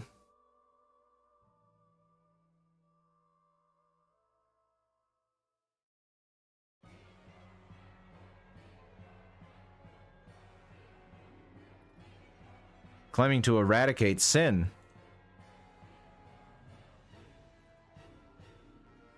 That's a little different.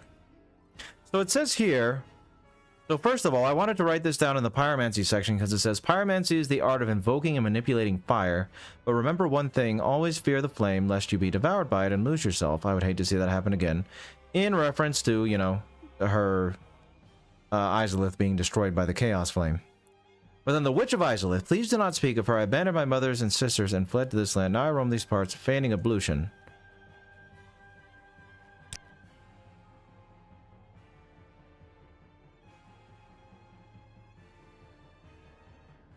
So, like, absolving her sins. To destroy sin. See, now that's different. So, ablution... Religious rite, yeah. Like, absolving yourself of sin through water. But... ablution is for, like, the self. This saying, eradicate sin. I wonder if it's... a dual purpose here? She's like... trying to absolve her own sins while also absolving the sins of her mother. Oops. Hello, Dark Souls. We're talking about you a lot.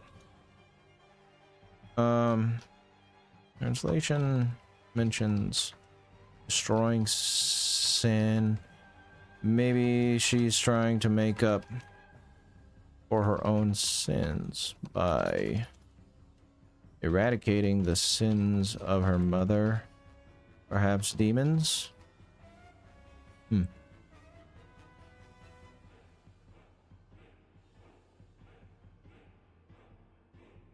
It's really VA at least once. Oh yeah, William Houston, great.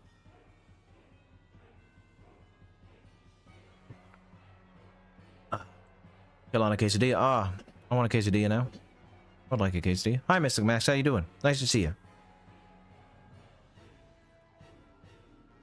Now, this is another interesting bit here. Hold on.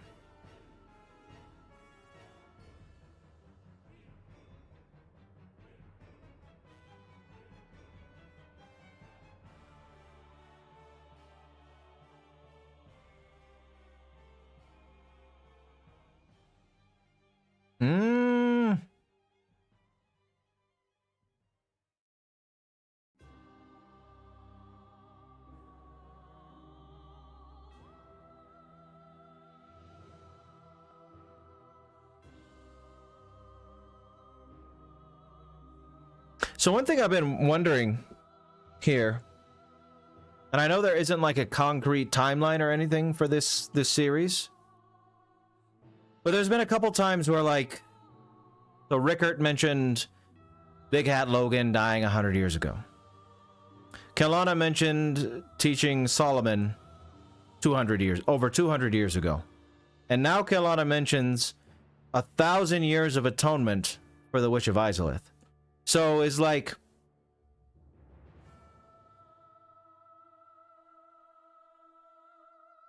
did Gwyn link the first flame like close to 1,000 years ago?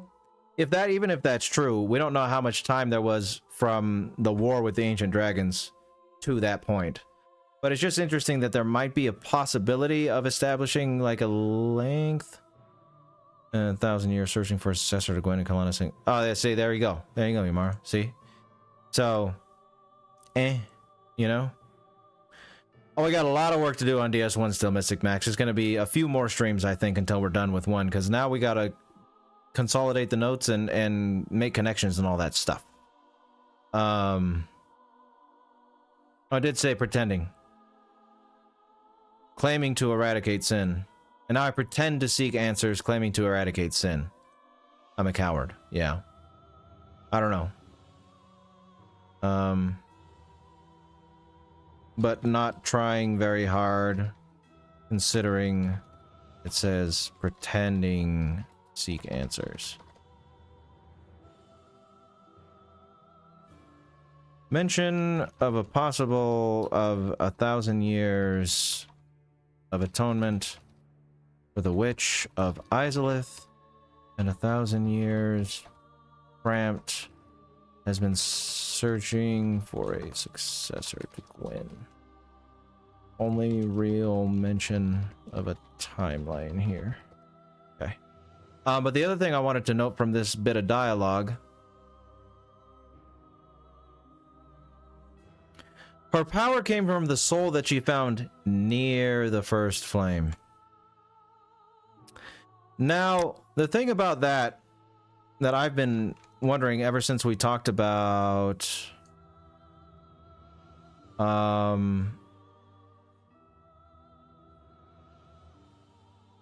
they're not technically being gods because the lords, the Gwyn and all them, they found these souls that made them into gods, so they're not gods inherently.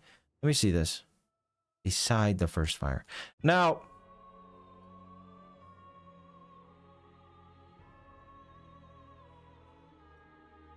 what does that mean? You know what I mean? In terms of lore.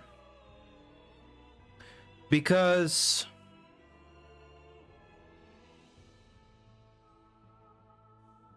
I was always under the impression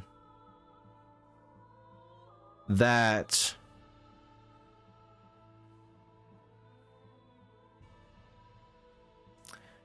the souls came from the first flame, right? Or they derived their souls from the first flame. What am I trying? I don't even know if this makes sense. I think this might be nothing. But just the fact that it was near the first flame.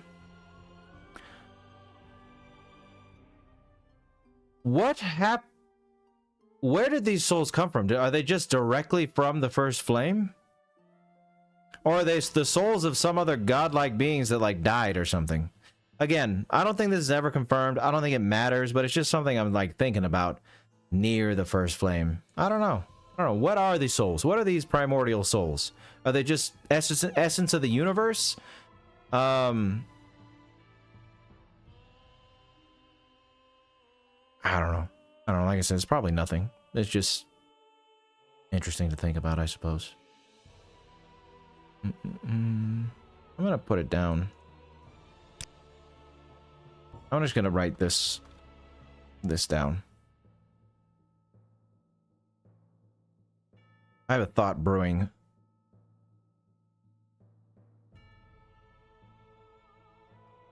Were the divine power up?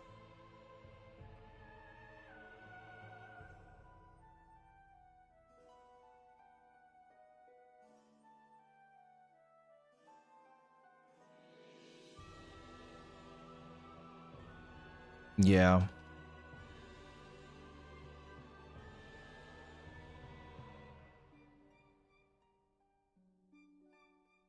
Oh, whoops.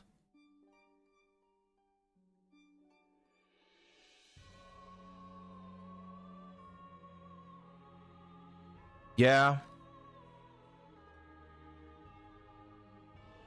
I guess, you know what? I'm not even going to put this down because I guess where my trepidation is coming from with this line of thinking is the use of the word soul, and it would make more sense that they were called that after the fact. You know what I mean? They got their souls from the flame, but that doesn't mean that the flame holds like souls of something other creature. You know what I mean? The flame held, like Maximus said, the singularities of life, like the vestiges of life, whatever, the seedbed of life is in the first flame. And that's where beings derived their souls from, was the essence of life. But they didn't take souls from the flame. You know what I mean? Like, because that's where I was the craziness in my head was coming from, is the word souls. Like, if they took actual souls from the first flame, where did those souls come from is what I was trying to think. You know, were those souls the remnants of a previous universe? Were they the remnants of God that died? I don't know. You know, that's why, but I don't think that matters. Again, it's just they got their souls and they were called that after the fact, that they took life from the first flame. They took their souls, you know? So I know, right, Steve? That's the essence of Souls for Souls lore. It's trying to figure out stuff from all these little you know, these little things. Yeah, no, makes sense, Effigy.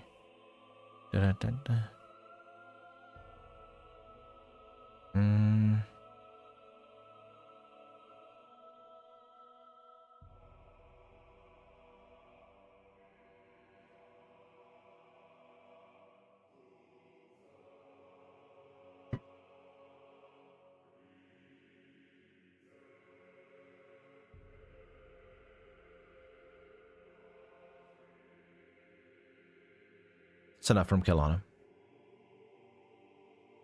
Yeah, like I was saying, Effigy, it was the soul bit that was causing the gears in my head to turn.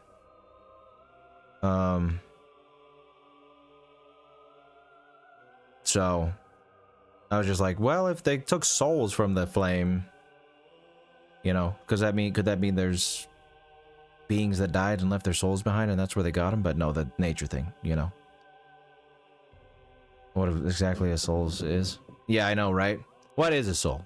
I think it's just life itself, the essence of life, energy, Cosmic universal energy, maybe.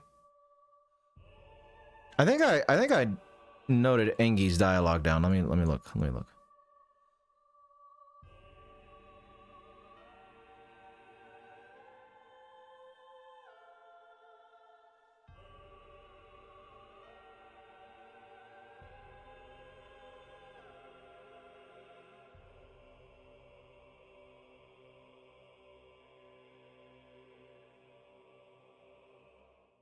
I did.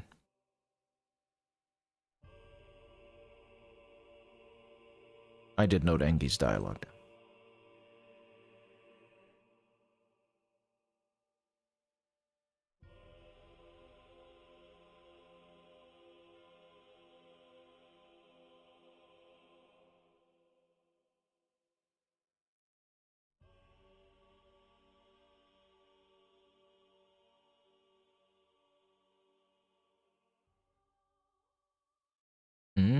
But I don't think I noted this down.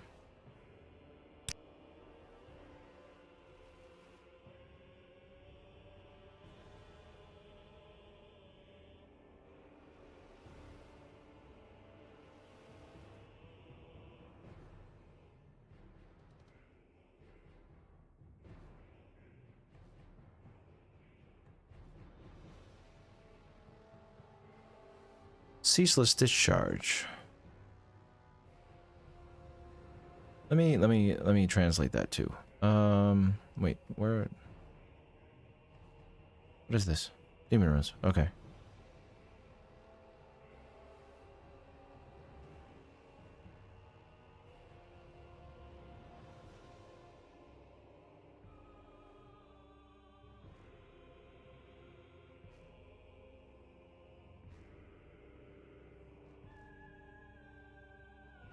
Let me translate this real quick. Ah!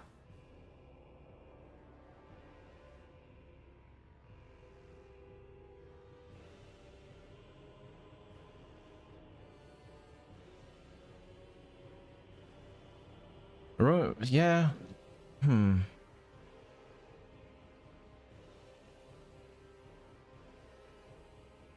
I see you, Amaro. Well, we shall see then. Shall see that in Dark Souls 2. Yeah, right, Mendacious? Thank you, Axman. Oh, and I saw earlier, Mystic Max, that you complimented my Odin video. I appreciate it. I appreciate that as well. I'm glad you like those videos, Axman. I'm a big Lauder fan. Lord of the Rings fan.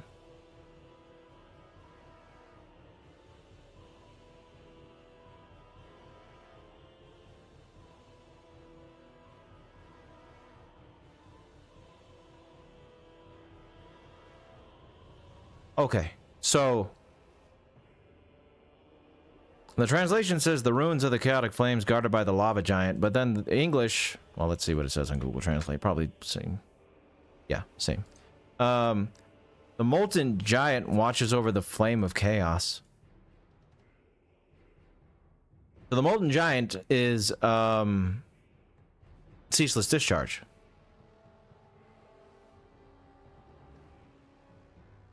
Watches over the flame of chaos. Does that mean that he was charged with, like, watching over the ruins? Or what remained of the flame of chaos? Watches over the flame of chaos. I don't know. Maybe?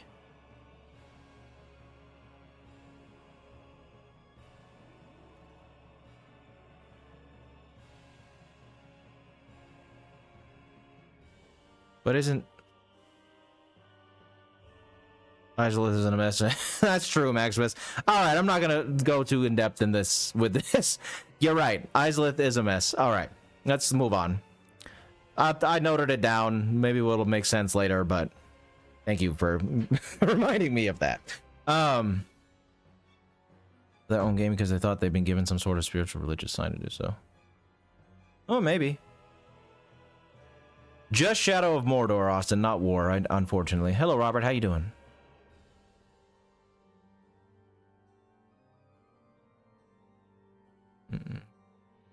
All right, Petrus.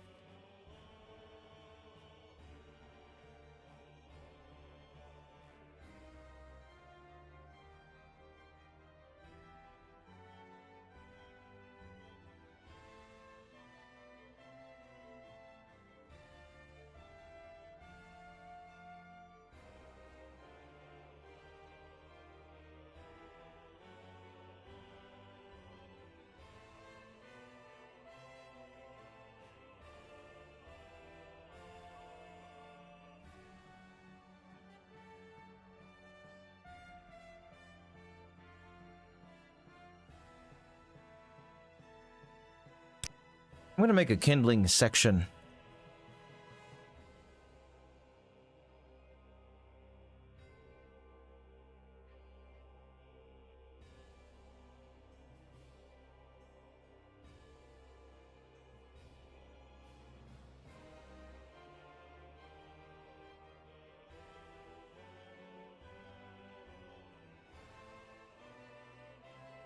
Or just a bonfire section, I guess. We'll revise that later, but I want to get this translated.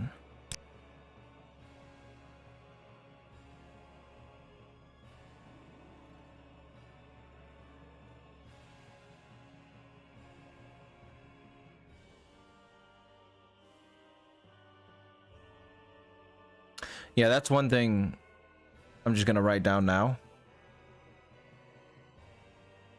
Flame bonfires.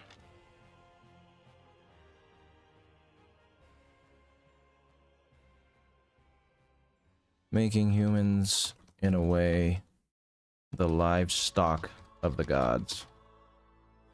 Yeah, because humanity is used to feed the flames. You know what I mean?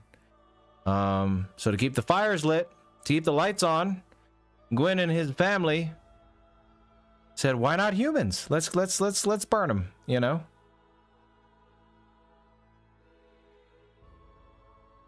Another aspect of his horrible character.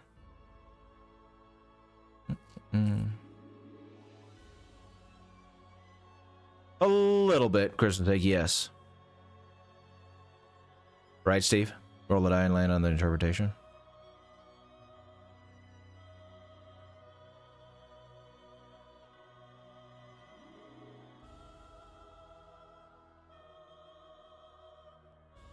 Yeah, I don't think she's using us, no. I don't think so either, Maximus.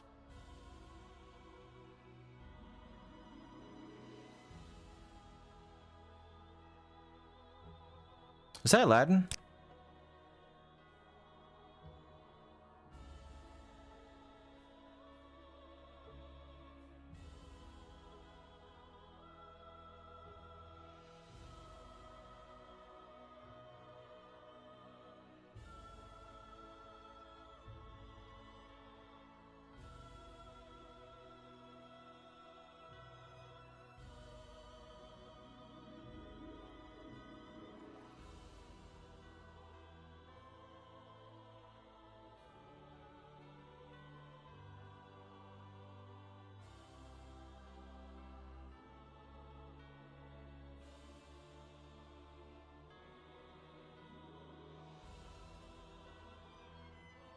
Thank you, AI.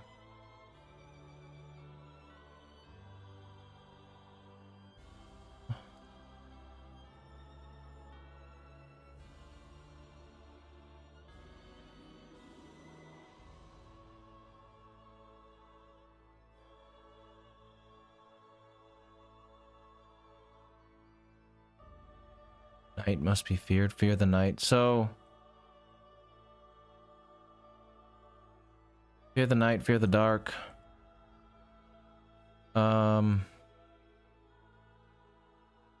Yes, cancel me. Sorry. I sometimes I forget that this is AI.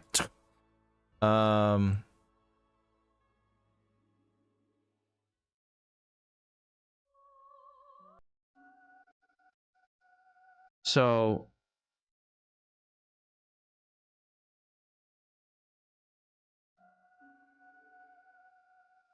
may the great flame guide you. Okay.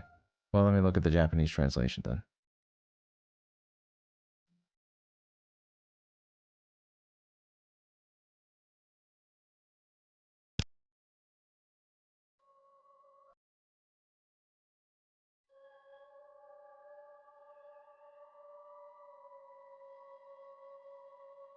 Hmm. Yeah, that's what it seems to be, Yamara. Interesting that they put that, though. I mean, yeah, fear the night. Right. I, the night, am afraid. Very literal. DS equivalent of Umbasa, practically. Yeah. Um. Yeah, I guess the English doesn't really matter, huh? Because if it was in the Japanese translation, maybe I'd put more stock in it. But even being a broken translation like that, you can deduce, like, yeah, it means he's saying night, but fear the dark, you know, which would make sense for someone from the Way of White to, like, a saying from the Way of White is fear the dark, you know. That being said, because it is English, and it was probably just a little cute thing that they gave to say that for Petrus to say, it probably doesn't. It's probably not an actual saying of the Way of White that we should take into account when piecing together the lore of that covenant.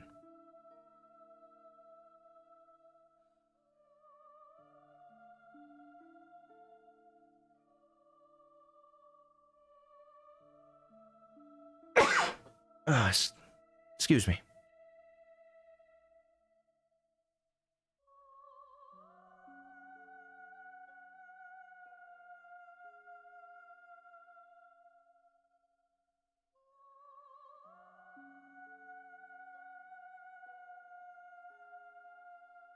What they say is the translation was like it ran the sentence through GT to get it in Latin.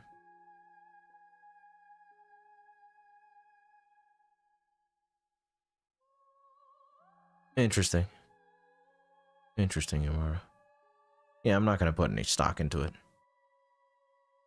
Just be kind of cool if that was like a Way of White sentence, fear the dark, you know? Or a phrase saying, kind of like go with God or something. May the flame guide us is good enough.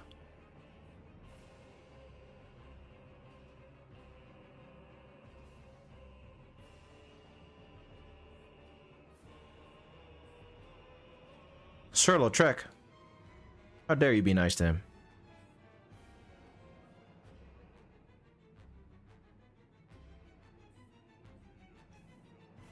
Damn, man! I forgot how bad your dialogue is.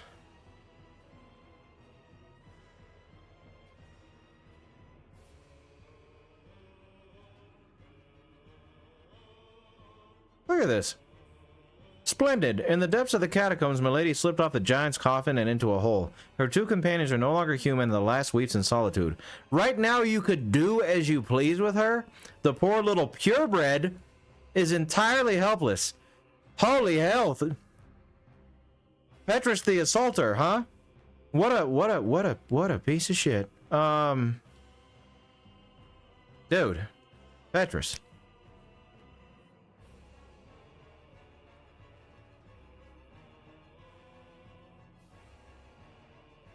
Oh yeah, yeah, Maximus.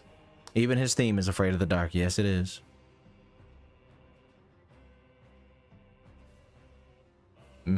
Monsieur Toulouse?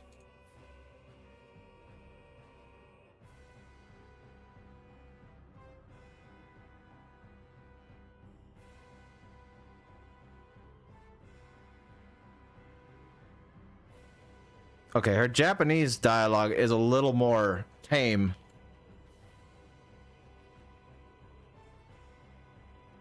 Well, Google Translate's kind of similar.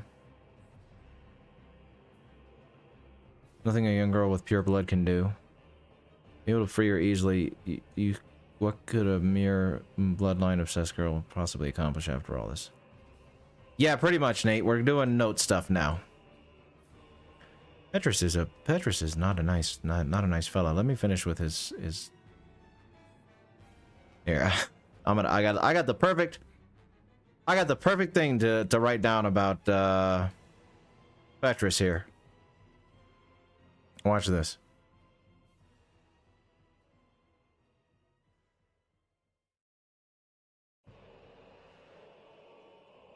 Where's Thorland?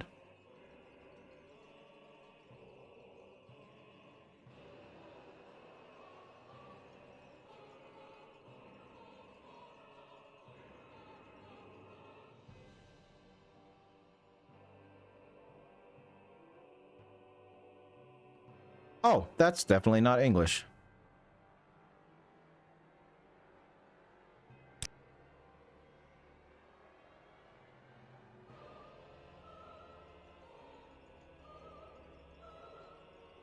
Damn, Petrus. That's all I got to say. I mean, damn, Petrus.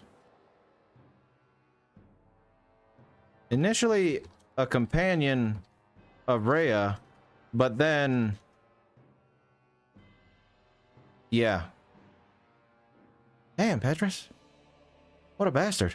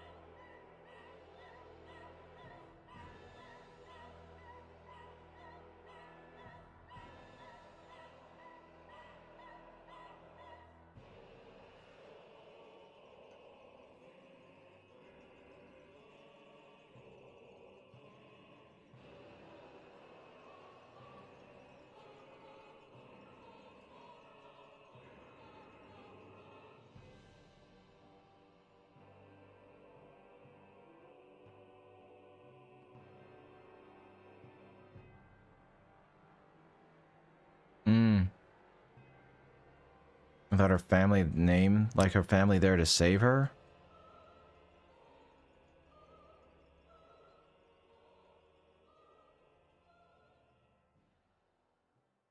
Okay. What a bastard. Lautrec is a better man than Petrus? I agree. Or at least from what I've seen so far, I need to look at Lautrec's dialogue and stuff to make an accurate assessment there. But yeah. Wow, we still got a lot. Look at this. Look how much more we have to go through. I did, yes, Maximus. I noted it down. Oh. Any problems you guys running? What you mean, Big C? Well, the problem I have now is actually, now that we have beaten the game, close enough, I should, in theory, go stream until 9, right? Because that's my maximum. But it's about 8 o'clock, and I gotta tell you guys, the reason I put these glasses on earlier is because I could feel a headache brewing, and it is continuing to brew.